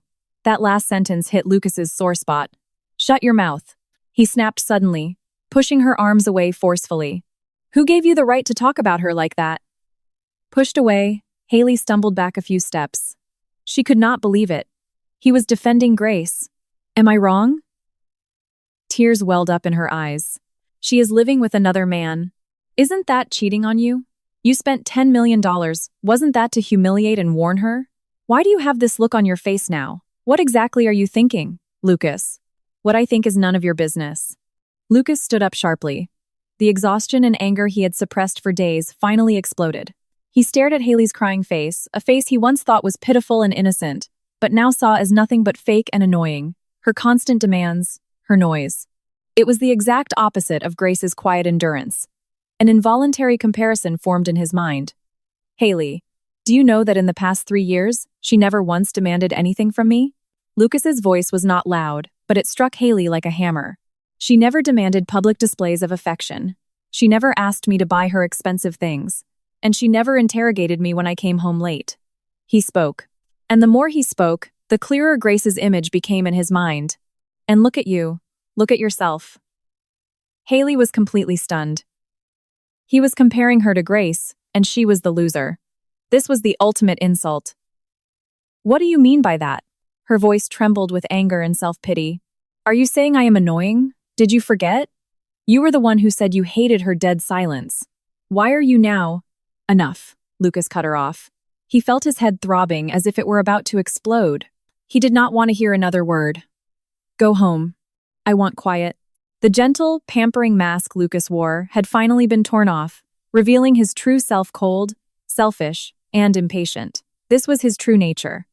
The nature Grace had endured for 3 years. Haley looked at the man in front of her, feeling as if she was looking at a stranger. Panic began to consume her. The perfect man she thought she had wrapped around her finger was not as easily manipulated as she thought. The first crack in their fake relationship had appeared, deep and irreparable. After the explosive argument with Haley, Lucas was in no mood to work. He left the office, but did not want to return to the empty mansion. His car drove aimlessly through the crowded streets of New York, but inside his heart there was a desolate wasteland. He felt lost and stranded, a feeling a man who always controlled everything had never experienced. Eventually, he stopped his car in front of his mansion. It was still the same extravagant and glamorous, but utterly devoid of warmth. It was frighteningly silent. He wandered through the house, from the living room to the bedroom, then down to the kitchen. Everywhere he went, images of Grace appeared. Grace reading on the sofa, Grace busy cooking in the kitchen, Grace smiling to welcome him home. Images that once made him feel normal, even bored, now became absolute luxuries he could no longer touch. His aimless steps brought him to a small room at the end of the second-floor hallway. This was a small study Grace used to manage household expenses, or sometimes find a quiet corner to read. He rarely set foot in here.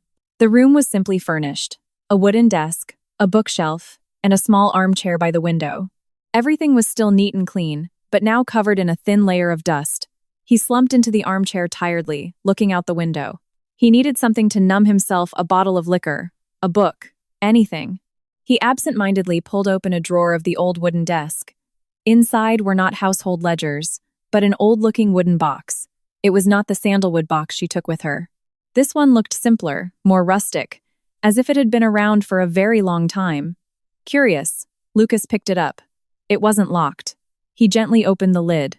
The first thing that caught his eye were yellowed sketchbooks. He flipped through the pages.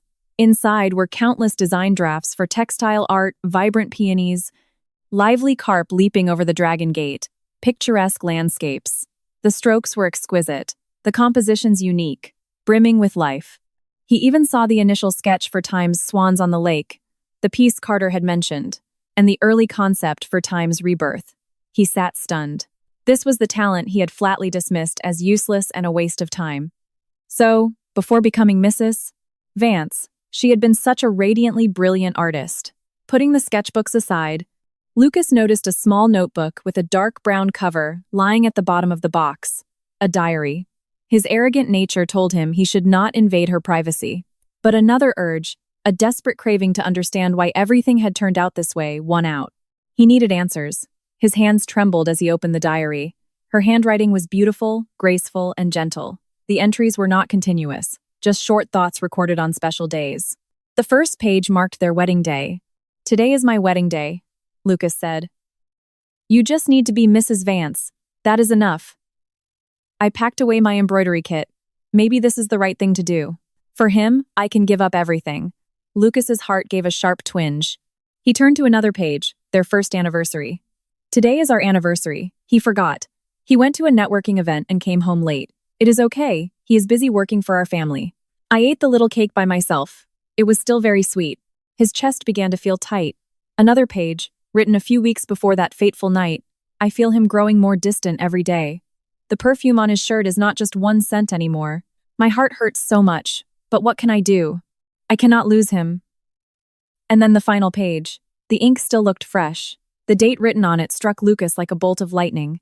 "Today is our 3-year anniversary. I booked his favorite restaurant. I hope he comes home early tonight. Just one dinner is all I ask. Lucas, I love you." Their 3-year anniversary. The day he abandoned her on the interstate. The day he cruelly called her annoying. The day he rushed to the side of another woman. That day was their 3-year anniversary. The day she had carefully prepared for. The day her only small wish was to have dinner with him.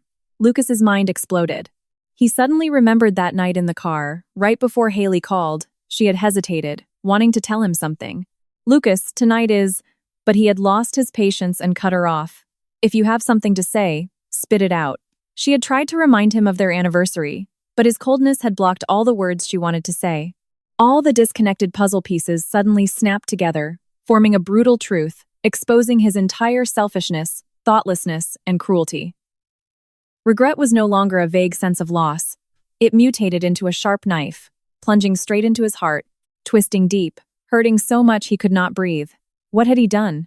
He had trampled on her love, destroyed her trust, and shattered her heart on the very day she cherished most. Lucas buried his head in his hands, clutching the diary tightly. The broad shoulders of the man who always believed himself to be unshakable shook violently for the first time in his life. He didn't just lose her. He murdered her love with his own heartlessness. In a luxurious penthouse overlooking the East River, the shattered pieces of expensive crystal glasses littered the floor. Haley Adams panted heavily, her hair a mess, her beautiful face contorted with rage and resentment. She had just thrown everything within her reach. Failure. For the first time in her life, she tasted such a bitter failure. Lucas Vance, the man she had dedicated all her scheming to seduce, the man she thought she held firmly in her hand, had flatly kicked her out. He not only acted cold but openly compared her to Grace, and ironically, she was the loser. Grace! Grace! Why is it always her? Haley screamed, her voice shrill. She grabbed the tablet on the table. Every page she opened featured news about Viven. Artist Viven, the rediscovered gem of New York's textile world. The masterpiece rebirth and the story of a talent resurrected. Carter Hayes, the collector with the golden eye behind Vivian's success. Every word, every praise was like thousands of needles stabbing into Haley's ego. Grace did not collapse after being discarded. Instead, she lived more vibrantly, shining brighter. She had her own career, the admiration of everyone, and most importantly, the protection of an elite man like Carter Hayes. Meanwhile, she, a rising star, was being cold-shouldered and chased away by Lucas. This comparison drove her insane. She realized crying and playing the victim no longer worked on Lucas. His heart was slowly leaning back toward his ex-wife. If she didn't do something, everything she had built would collapse. No, she could not lose. If she could not be happy, then Grace would not live in peace either. A venomous thought flashed through Haley's mind. She could not attack Lucas's feelings, so she would destroy what Grace was most proud of, her career. In the art world, the most terrifying thing is not a lack of talent, but a stain on one's character, plagiarism. Just that word alone is enough to drown an artist at the peak of their fame. Haley's eyes glinted with malicious cruelty.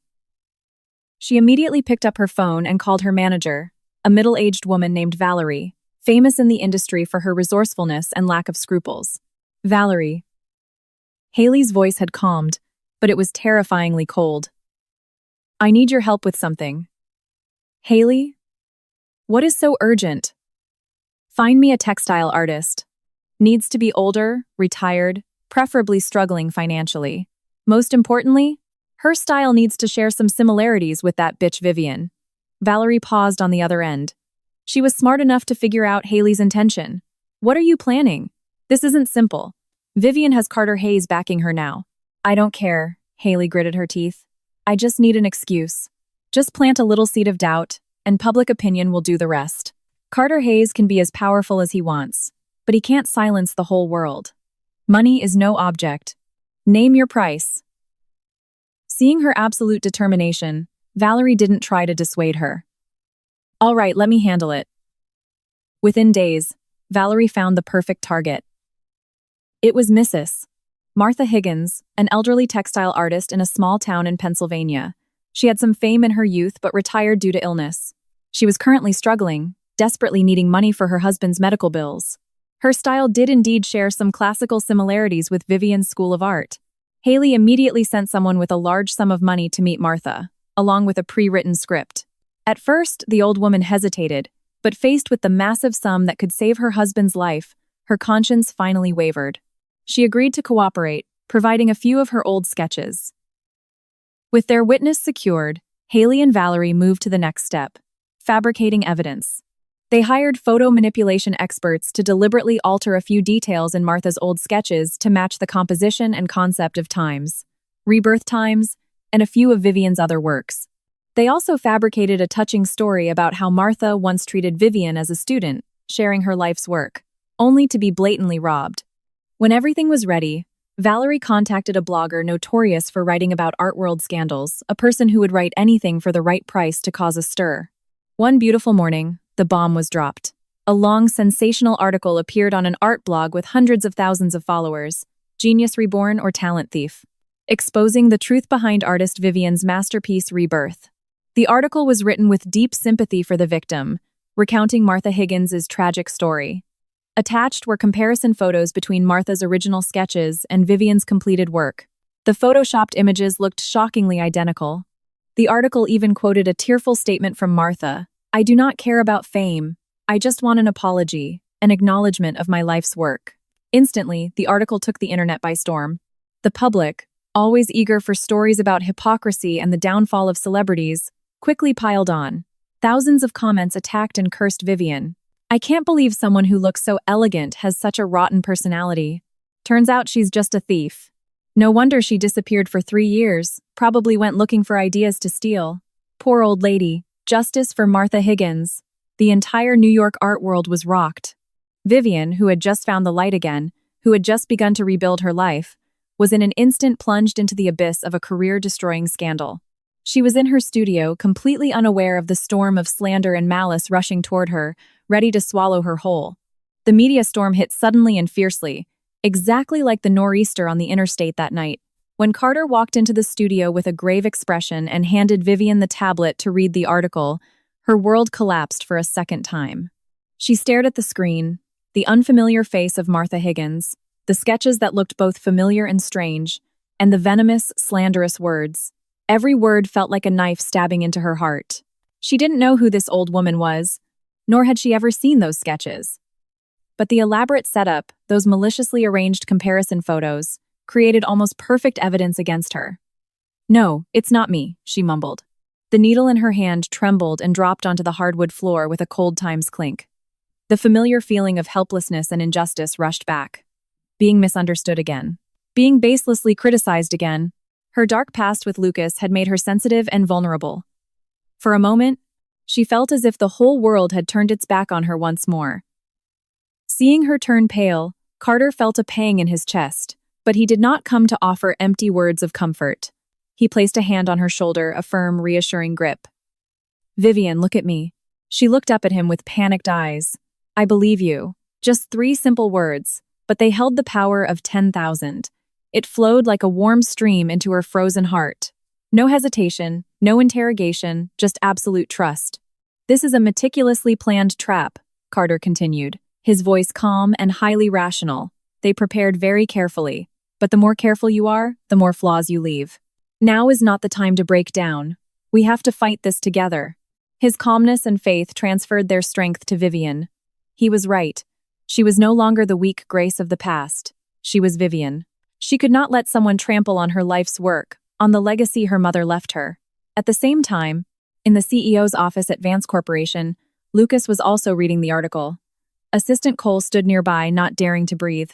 Lucas skimmed the article, his face like stone. The rage flared in his chest, but this time, the anger was not directed at her. A flash of doubt crossed his mind. Could it be possible? Did she really do it?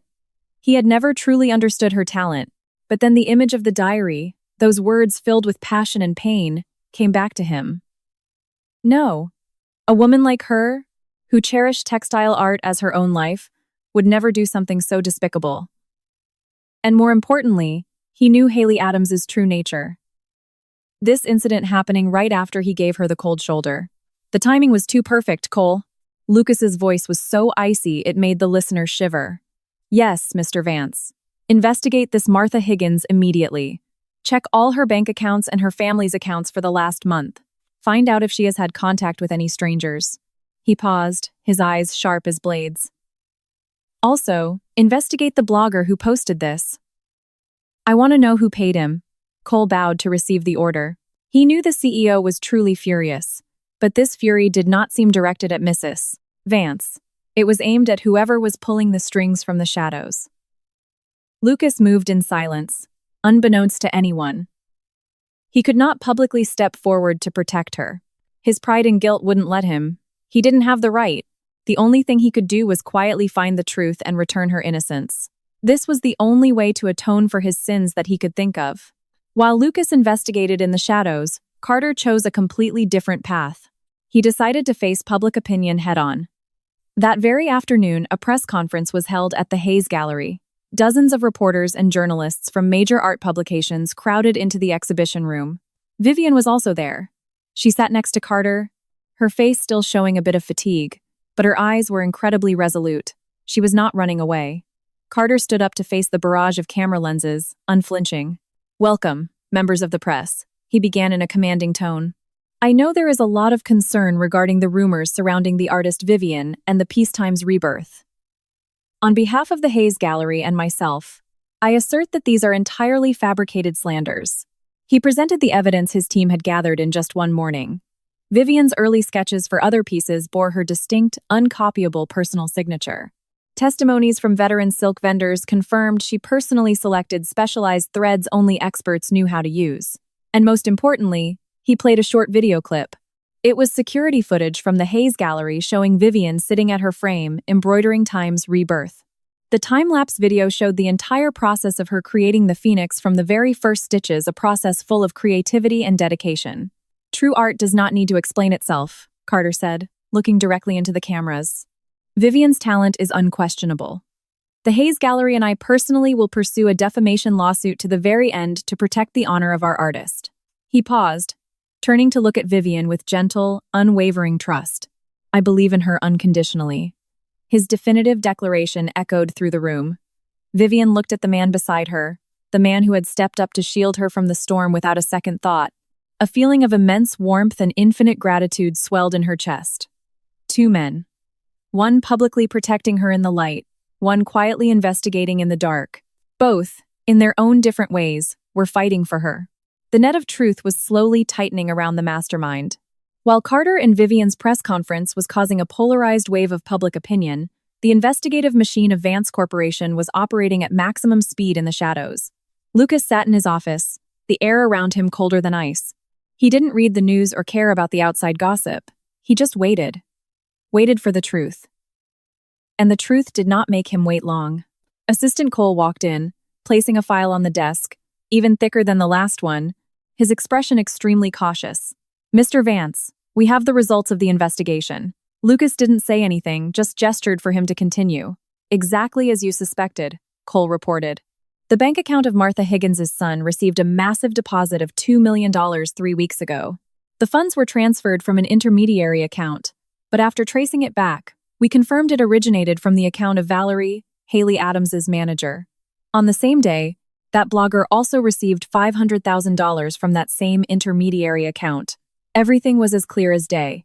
A conspiracy bought with money." Lucas flipped through the bank statements, his face devoid of emotion, but looking closely, one could see his knuckles turning white from his tight grip. He had guessed this outcome, but the confirmation still made a fire of rage smolder in his chest. Haley Adams, the woman he once thought was naive and weak, was capable of using such filthy tactics to ruin someone who had no intention of fighting her. "Is there anything else?" Lucas's voice was hoarse. Cole hesitated for a moment before continuing with an even more uncomfortable expression. "Mr. Vance, per your request, the tech team checked the cloud backup history from your phone, and they found something." He placed a small audio player on the desk. "This is an automatically backed up call recording. The call took place at approximately 10:00 p.m. on the 15th. The 15th. Lucas's heart suddenly missed a beat. That was the fateful night on the interstate. His hand trembled as he reached out and pressed play. The silent space of the office was shattered by sounds painfully familiar. First was Haley's weak, pitiful voice. "Lucas, I am so sorry to bother you at this hour. I have a terrible fever." Then his own cold, impatient voice. "Stay right there. Do not go anywhere. I am coming over." And then, the dialogue he was entirely unaware of, the words Haley spoke when he thought she was just being needy. "No, you do not have to. I do not want to bother you and your wife. She probably wouldn't like it. She never liked me anyway. Do not fight with her because of me. I would feel so guilty. Every single word, heard now in this context, was incredibly grating. Every sentence was a provocation, an invisible knife stabbing into his already fracturing relationship with Grace.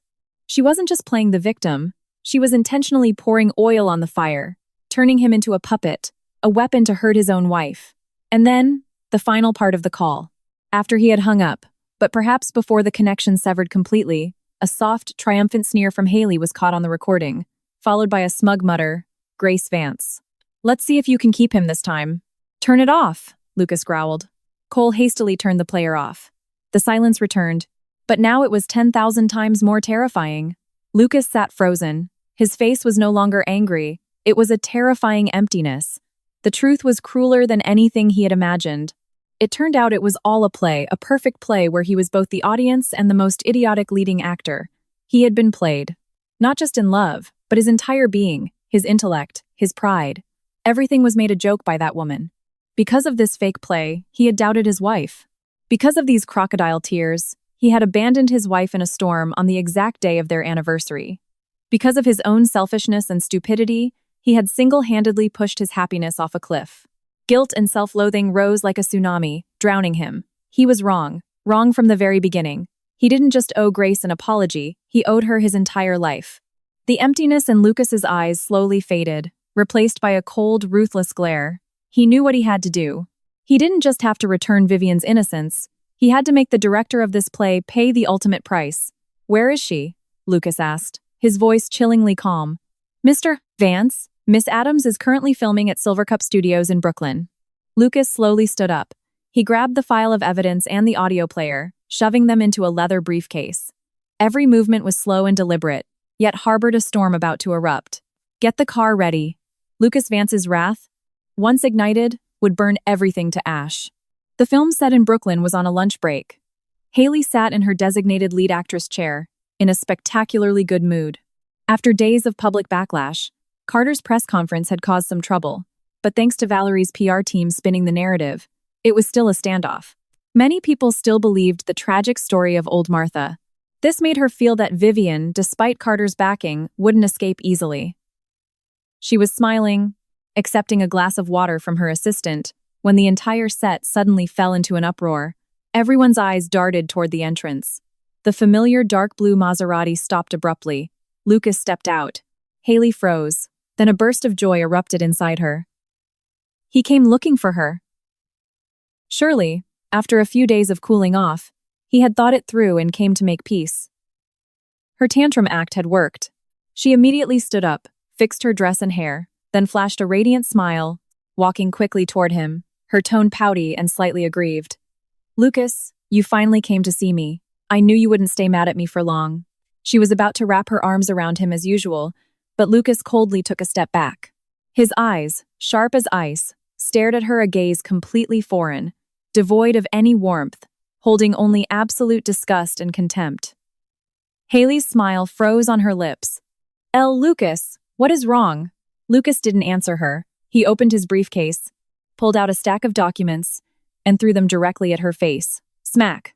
The papers scattered, falling to the ground in front of dozens of cast and crew members. They were bank statements, undeniable proof of the money transfers. "What is this?"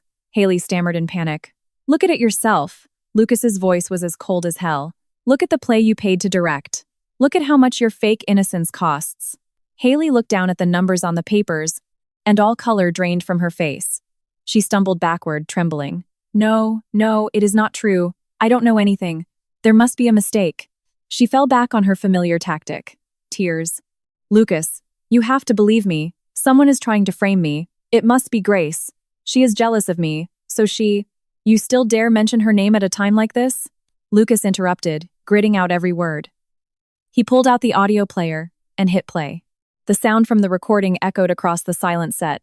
Haley's weak, fake voice, Lucas's impatient voice, and finally, the triumphant sneer and the vicious words, "Grace Vance. Let's see if you can keep him this time." All ambient noise died out. Everyone present, the director, the actors, the crew stood stunned.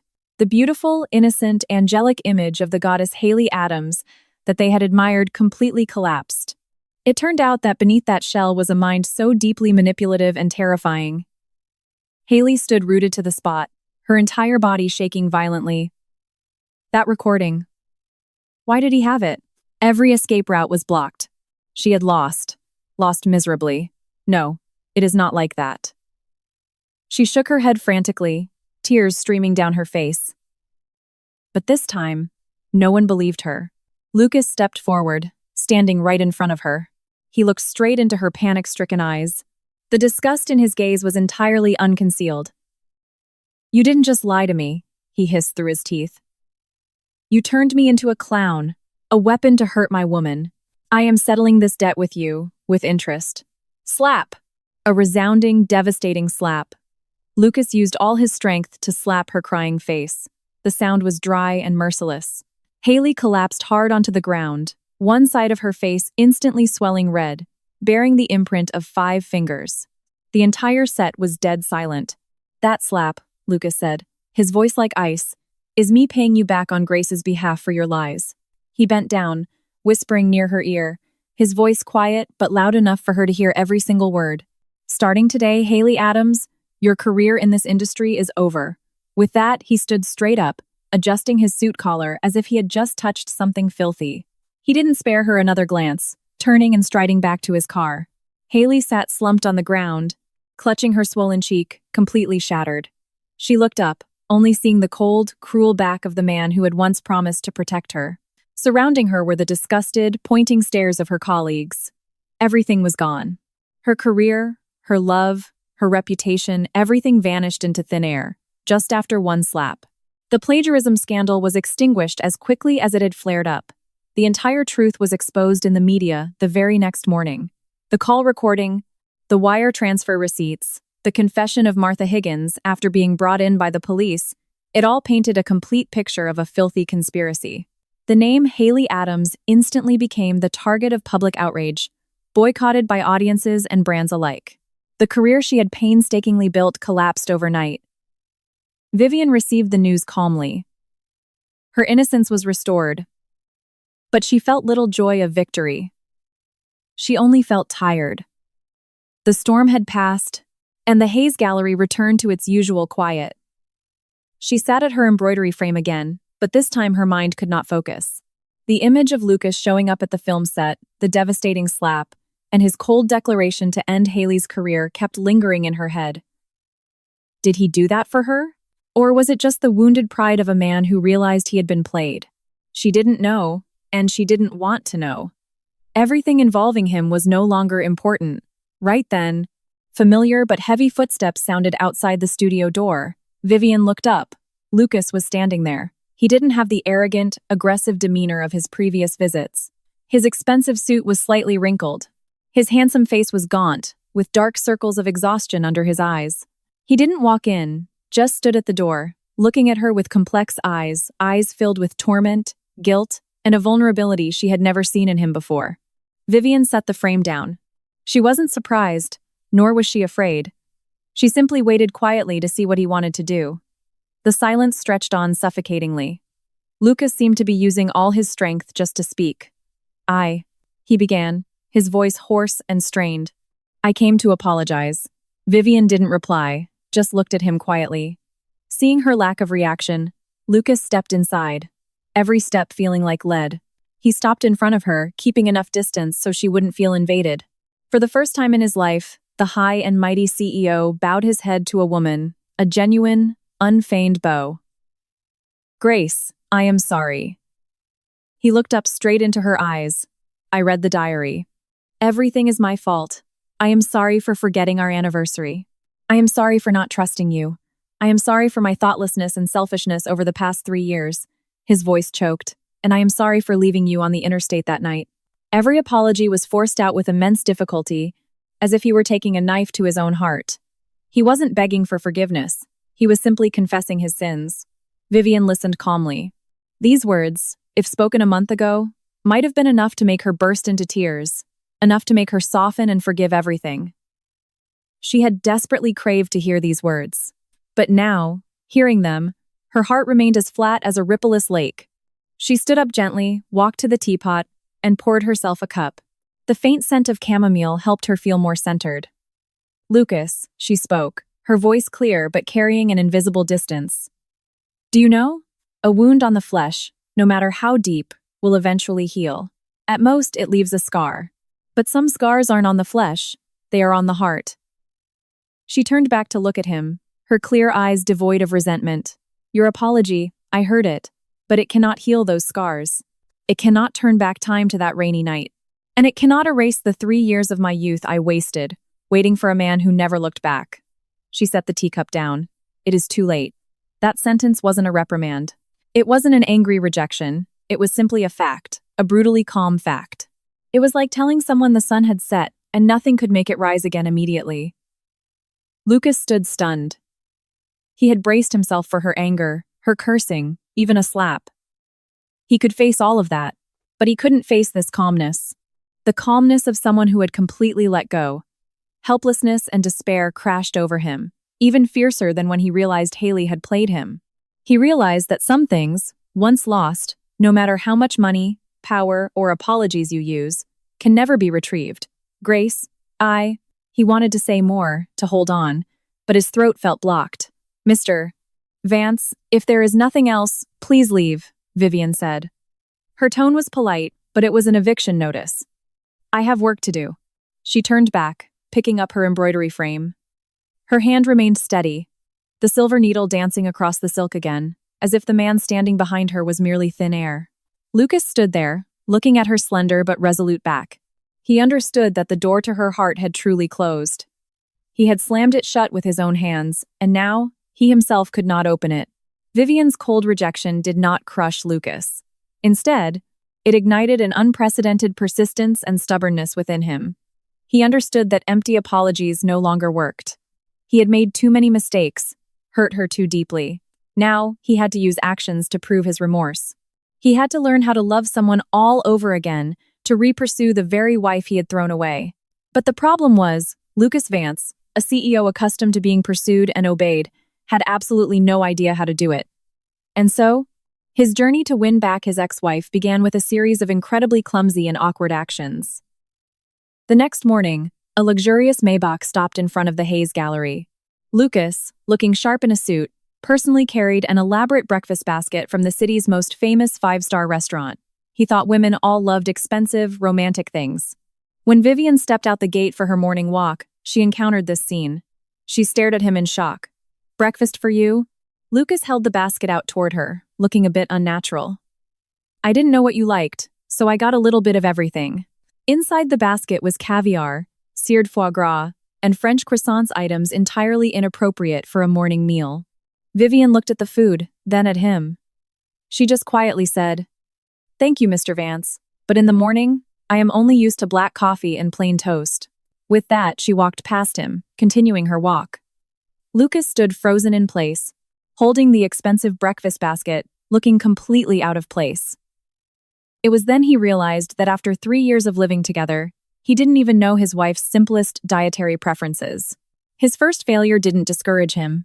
He switched to tactic 2, waiting. Every afternoon after work, his Maserati would park on a street corner across from the gallery. He didn't go inside. He just sat in his car, quietly watching her studio window. He waited until the lights went out and she left, thinking this was a silent display of care and protection. But this action caused Vivian no small amount of trouble. The appearance of the familiar luxury car and the famous CEO quickly drew the attention of the neighborhood. Rumors began to spread. Mr. Vance is trying to win back his ex-wife. Artist Vivian and the CEO are getting back together. This made her feel incredibly pressured and awkward. One afternoon, Carter personally walked out. He tapped lightly on Lucas's car window. Mr. Vance, can we talk for a moment? The two men stood facing each other on the sidewalk. Carter maintained his refined, polite demeanor. Mr. Vance, I know what you are trying to do, but your methods are only causing more trouble for Vivian. She needs a quiet life. My business with her doesn't require your concern, Mr. Hayes, Lucas retorted coldly. It is between you two. Carter didn't flinch. But Vivian is currently an artist at the Hayes Gallery. I have a responsibility to protect her privacy and peace. If you truly want to make it up to her, please use a different method, one that doesn't put her in a difficult position. Carter's words were like a bucket of cold water, making Lucas realize the selfishness in his actions. He was only thinking about expressing himself, without considering her feelings. After that, he stopped waiting publicly. He began to use his strengths, power, and business acumen. He secretly investigated Vivian's studio needs. He learned she was struggling to find a supplier for a rare vintage silk thread, a crucial material for her next piece. The supply was incredibly scarce, almost monopolized by a massive textile corporation. Without a single word, Lucas used his connections, applying pressure to force the corporation to supply the thread to the Hayes Gallery at a discounted rate. A few days later, Vivian received the news from the supplier. She was incredibly surprised and thrilled. Carter saw the joy in her eyes and smiled, but he had a suspicion. He knew securing that deal wasn't simple. Vivian probably guessed it too. She didn't say anything. She didn't say thank you, but she didn't reject the silent help either. For the first time, his action didn't make her feel annoyed or pressured. It actually touched on exactly what she needed. Sitting in his office, looking at the report that the silk shipment had been successfully delivered, Lucas felt a complex mix of emotions. He didn't receive a thank you, he didn't receive a glance, but being able to help her solve a problem and seeing her career thrive brought him a strange sense of satisfaction, a feeling even better than signing a billion-dollar contract. He realized that pursuing someone wasn't about using expensive things to show off. It was about quietly doing the things they truly needed. The road ahead was long and difficult, but at least he had found the right direction. The Hayes Gallery at night returned to its usual deep serenity. Pale moonlight filtered through the oak leaves, casting sparkling streaks on the koi pond, where colorful fish swam lazily. The air carried the sweet, pure scent of late-blooming flowers. After dinner, Vivian and Carter took a walk together in the small garden. It had been a long time since she felt such peace. No more worries, no more scheming. The slander scandal had passed, and the masterminds had paid the price. Her life seemed to be settling into a new orbit, calm and full of hope. "How is your new piece coming along?" Carter broke the silence, his deep voice blending into the quiet night. "Almost done," Vivian replied, a soft smile on her lips. "Thankfully, you helped me find that vintage silk thread supplier." She said it casually, but both silently understood that the person actually behind it was not him. Carter stopped by the koi pond, his eyes looking down at the rippling water, but his words were directed at her. "It seems Mr. Vance is truly trying to change." He stated it bluntly, without any jealousy or mockery. He simply pointed out a fact both he and she had noticed. He respected her, and he trusted her to be smart enough to judge things for herself. Vivian remained silent, her hands subconsciously tightening. It was true. She wasn't oblivious. Lucas's clumsy but genuinely heartfelt actions recently had caused the ice wall in her heart to crack multiple times. She tried to ignore it, tried to act cold, but the heart doesn't always listen to reason. The wavering, no matter how small, existed. Seeing her silence, Carter turned to look at her. His deep eyes under the moonlight were more tender and sincere than ever. He knew if he didn't speak now, he might never get another chance. "Vivian," he called her name. "No," he corrected himself. "Grace." His sudden use of her old name made Vivian look up in surprise. That name was tied to a painful past, tied to the weak person she had tried to bury. But when it came from Carter's mouth, it lacked any sharp edges. Instead, it carried a sense of inclusion, a total acceptance of who she was, including her past. "The pain in your past, I have no way to erase. The future Lucas Vance can give you might be a peak of luxury that I can never match," Carter said, his voice earnest and pleading. "But Grace, I can give you something you might need most right now." He took a step closer, close enough that she could see her own reflection in his deep eyes. "I can give you respect. I can give you understanding. I can give you a quiet space to be Vivian, to be yourself, without having to watch anyone's mood. I can give you a home, a place where your art and your soul are always put first." He paused, taking a deep breath before finally saying the words he had buried for so long. It wasn't a flashy promise. It was a simple, warm proposal. "Grace, let me take care of you." The world around Vivian seemed to stop. Carter's confession wasn't intense or demanding. It was like a warm stream gently flowing into her arid heart, bringing a comfort and peace she had never known. She stood completely stunned. She was grateful to him, she respected him, and perhaps she had developed special feelings for him. He was the one who pulled her out of the swamp of despair, the one who helped her find herself again. A peaceful future with this man. It was a remarkably beautiful, incredibly appealing prospect. But the image of Lucas with his tormented eyes, His clumsy acts of redemption suddenly flashed in her mind. The scar in her heart, though no longer bleeding, still throbbed when the weather changed. She was standing at a crossroads. On one side was Carter, representing a warm present and a peaceful future. On the other was Lucas, representing a painful past, but someone who was trying with all his might to make amends. How was she supposed to choose? Carter. She was flustered, not knowing what to say. Her eyes reflected her dilemma and a bit of panic. I need time. Seeing the hesitation in her eyes, Carter didn't pressure her. He just smiled gently. It is okay, I can wait. Just know that there is always someone here waiting for you. He took a step back, giving her space. But his confession was like a stone thrown into a still lake, creating ripples that endlessly spread through Vivian's heart, making it impossible for her to calm down. The New York Contemporary Art Center was in its final days of preparation for one of the biggest events of the year. Vivian, as one of the invited artists, was personally supervising the installation of her new piece. It was a massive textile screen depicting the golden aviary, exquisite and magnificent in every detail, the culmination of her hard work over the past few months. Carter was also there. He stood quietly beside her, occasionally offering advice on lighting and placement angles. His presence made Vivian feel more secure. However, her heart was still tangled by his confession from a few days ago. She tried to push all thoughts aside and focus entirely on her work. Just then, an unwelcome arrival shattered the quiet atmosphere. Lucas, in a crisp suit, strode into the exhibition hall. His presence instantly drew everyone's attention. He ignored them all, walking straight toward Vivian. I heard you have a new piece, he said, trying to act casual, but his eyes couldn't hide his complex emotions upon seeing her standing next to Carter. His sudden appearance made Vivian incredibly uncomfortable. She didn't want to get tangled up with him, especially in a public place like this. Thank you for your interest, Mr. Vance, she replied coldly, her tone distant. But we are working here. It is not a good time for guests. Lucas seemed to not hear her rejection. His eyes were glued to the magnificent screen. He could see the confidence, the pride, and the free soul in this artwork. It was completely different from everything he thought he knew about her. Regret and a sense of loss flared up in him again. Grace, can we? He was about to say something more when a piercing metallic screech from above cut him off. Everyone instinctively looked up. A massive lighting truss, suspended on a metal scaffolding system, was being moved by workers overhead. For some unknown reason, one of the securing bolts had come loose. The heavy scaffolding suddenly lost its balance, tilted, and plummeted straight toward where Vivian was standing. Everything happened too fast, in the blink of an eye. Vivian! Carter screamed, lunging toward her, but he was several steps away. He wouldn't make it in time. Vivian froze, her body stiffening. She could only widen her eyes, watching the massive block of metal hurtling toward her, her mind completely blank. In that life-or-death split second, when all thought ceased, a dark shadow launched forward like a bolt of lightning. Grace! Lucas roared.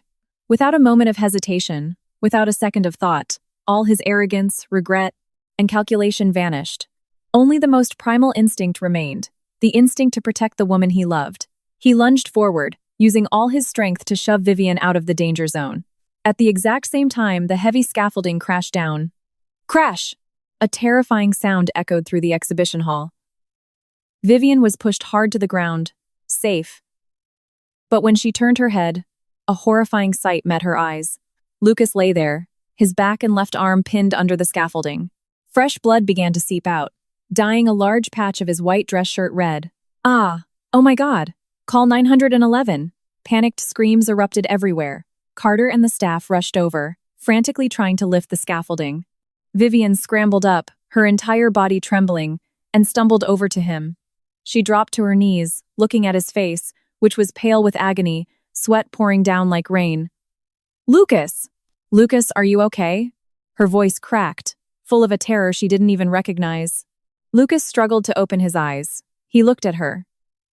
His deep eyes now held no coldness or possessiveness. Only extreme worry and absolute tenderness remained.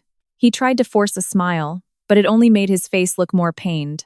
Grace, he rasped, his breath weak. Are you okay? His only question at that moment was for her safety. Vivian's tears could no longer be held back. They fell heavily. The ice wall she had tried so hard to build completely collapsed in that instant. His instinctual act of sacrifice, his final words of concern before passing out, delivered a massive blow to the deepest part of her heart. The sound of ambulance sirens approached from afar, piercing the air, but Vivian heard none of it. She just stared at the man lying in a pool of blood. A profoundly complex emotion surged up, drowning her.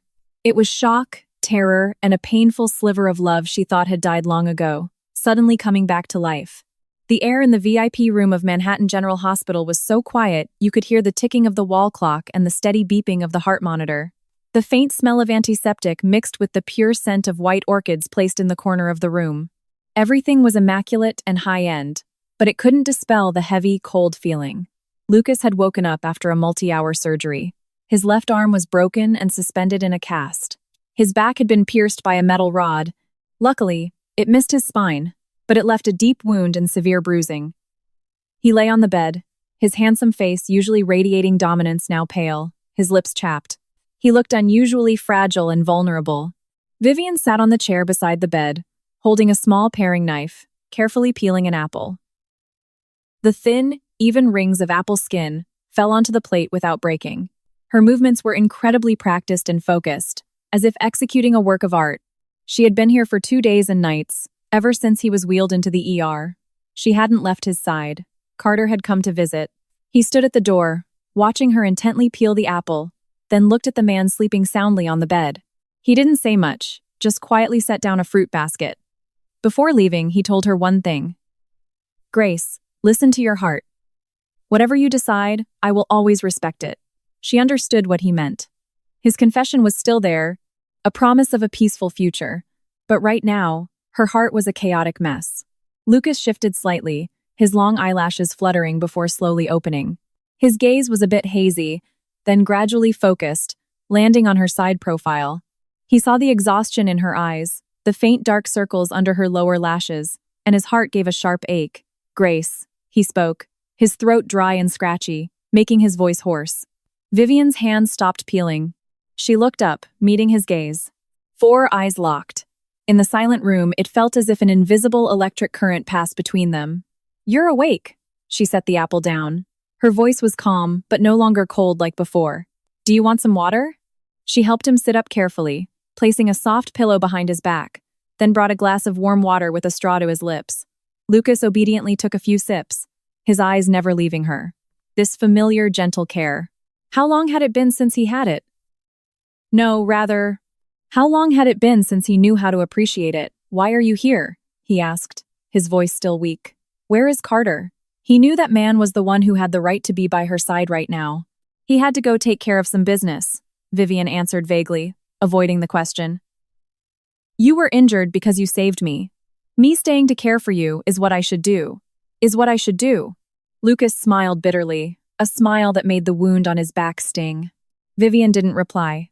She cut the peeled apple into small pieces, stuck a silver fork into one, and offered it to him. Lucas didn't take it. He looked deep into her eyes, his gaze tormented and sincere. "Grace, can we talk for a minute?" "Not as the CEO of Vance Corp, but as Lucas Vance, your husband." The word times husband, times coming from his mouth right now, carried the weight of 1,000 pounds. Vivian trembled slightly, but she didn't refuse. She set the plate down, sat up straight, and listened in silence. "I read the diary," he began with difficulty. "I know everything. I know that night was our anniversary. I know you waited for me." Every word he spoke acted like a hammer striking the ice wall in her heart. "I have no excuse for my stupidity," he continued, his tone full of self-reproach. "I got so used to your existence, so used to your sacrifices, that I thought it was a given. I was arrogant, selfish. I never truly tried to understand you. I was blinded by Haley's fake act, but that's no excuse. The biggest fault is mine. I didn't cherish the treasure I had." He reached out his uninjured hand, wanting to hold hers, but then timidly pulled it back. "I killed Vivian, turning you into a hollow Mrs. Vance. And then I heartlessly threw that Mrs. Vance away. I don't deserve your forgiveness." Vivian listened in silence, tears beginning to spill over. But she wasn't crying for him, nor was she crying out of being moved. She was crying for herself, for the Grace Vance of 3 years ago, the one who loved so foolishly and waited so foolishly. These words, she spoke, her voice choked with emotion. The Grace of the past waited so long to hear them. Lucas closed his eyes, a hot tear rolling down his temple. I know it is too late. But Grace, I am not begging for your forgiveness. I am just begging for a chance. A chance to make it up to you. A chance for me to learn how to love you again, to love both Grace and Vivian. Can I? The most honest and profound conversation between the two finally took place. No more misunderstandings, no more hiding. Just a man confessing his sins and a woman facing the scars of her past. Vivian didn't answer. She just reached up and gently wiped the tear from his cheek. A very light touch, but it made Lucas's entire body tremble. Forgiveness, perhaps, is not a decision, but a process. And that process seemed to have sparked to life in this quiet hospital room. A month later, Lucas was discharged. The wound on his back had healed, leaving a long scar. His arm was out of the cast, but still required physical therapy. These scars would probably become a permanent reminder of the mistakes he had made. Throughout that month, Vivian stayed by his side to care for him. She wasn't too intimate, nor was she too distant. She fulfilled her duties as a relative. Their relationship hovered in a fragile, suspended state. Neither dared to speak up to break it. The divorce papers still sat in the lawyer's office, neither withdrawn nor processed. On the day he was discharged, she had packed her bags, intending to return to the Hayes Gallery, but Lucas stopped her. "Come somewhere with me, can you?" he asked. His tone wasn't a command, it was a plea. He looked at her with imploring eyes. After a moment of hesitation, Vivian nodded. He drove the car himself, not the sporty Maserati Levante anymore, but a stable, black Bentley sedan. Ironically, it was the same color as Carter's car. Perhaps this was also a reflection of the change in his temperament. The car rolled smoothly.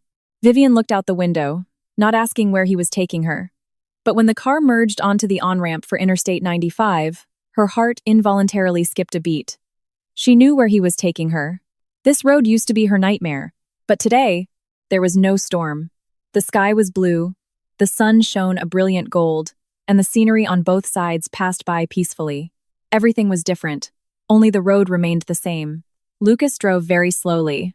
He was silent, concentration evident on his face. Finally, he pulled over onto the emergency shoulder. It was this exact spot, the place where, months ago, he had heartlessly kicked her out into the freezing storm. Vivian subconsciously clenched her hands. The painful memories rushed back. But this time, there was no panic or despair, only a lingering sadness. Lucas didn't say anything. He unbuckled his seatbelt, opened his door, and walked around to the passenger side. He opened her door, a gentlemanly action he had never done in their 3 years of marriage. He held his hand out to her, palm facing up. A large, strong hand, but bearing a few faded scars. "Grace, step out of the car." His voice was deep and incredibly gentle. Vivian looked at his outstretched hand, then up into his deep eyes, which were filled with anticipation and a touch of anxiety. She hesitated for a split second before slowly placing her hand into his. He gripped her hand tightly, a warm and reassuring hold, and gently helped her out of the car. The two of them stood on the shoulder of the interstate as cars zipped past them. The light breeze blew her hair. Lucas still held her hand tightly, refusing to let go. He looked straight into her eyes, his gaze utterly sincere and earnest. "Grace, I brought you back here not to reopen your wounds," he said, his voice raspy with emotion. "I just wanted to stand in the exact spot where I made the biggest mistake of my life to ask you one thing." He took a deep breath. "Give me a chance. Let me personally take you home, to start over from the beginning. Will you?" His words were not a flashy promise. It was a humble plea, a new beginning right at the place where everything had ended. Tears welled up in Vivian's eyes. She looked at the man in front of her. The man who had once caused her to suffer enough to wish for death, but also the man who had unhesitatingly used his own body to protect her. She saw true repentance in his eyes. She saw the change in who he was. The ice wall in her heart had shattered long ago. The scars might never disappear, but perhaps she finally had enough courage to face them, to give the past a chance to heal. She didn't answer immediately. She didn't say yes, but she also didn't pull her hand away. She simply, slowly, tightened her grip, squeezing his hand in return. A gentle squeeze, but one that contained forgiveness, hope, and a promise for an unwritten future. Their future still lay ahead, full of challenges, but this time, they wouldn't be alone. They would walk that road together, starting over right where they had stumbled. The brilliant golden sunset cast upon the two figures standing side by side, stretching their shadows long across the asphalt, as if painting a brand new beginning.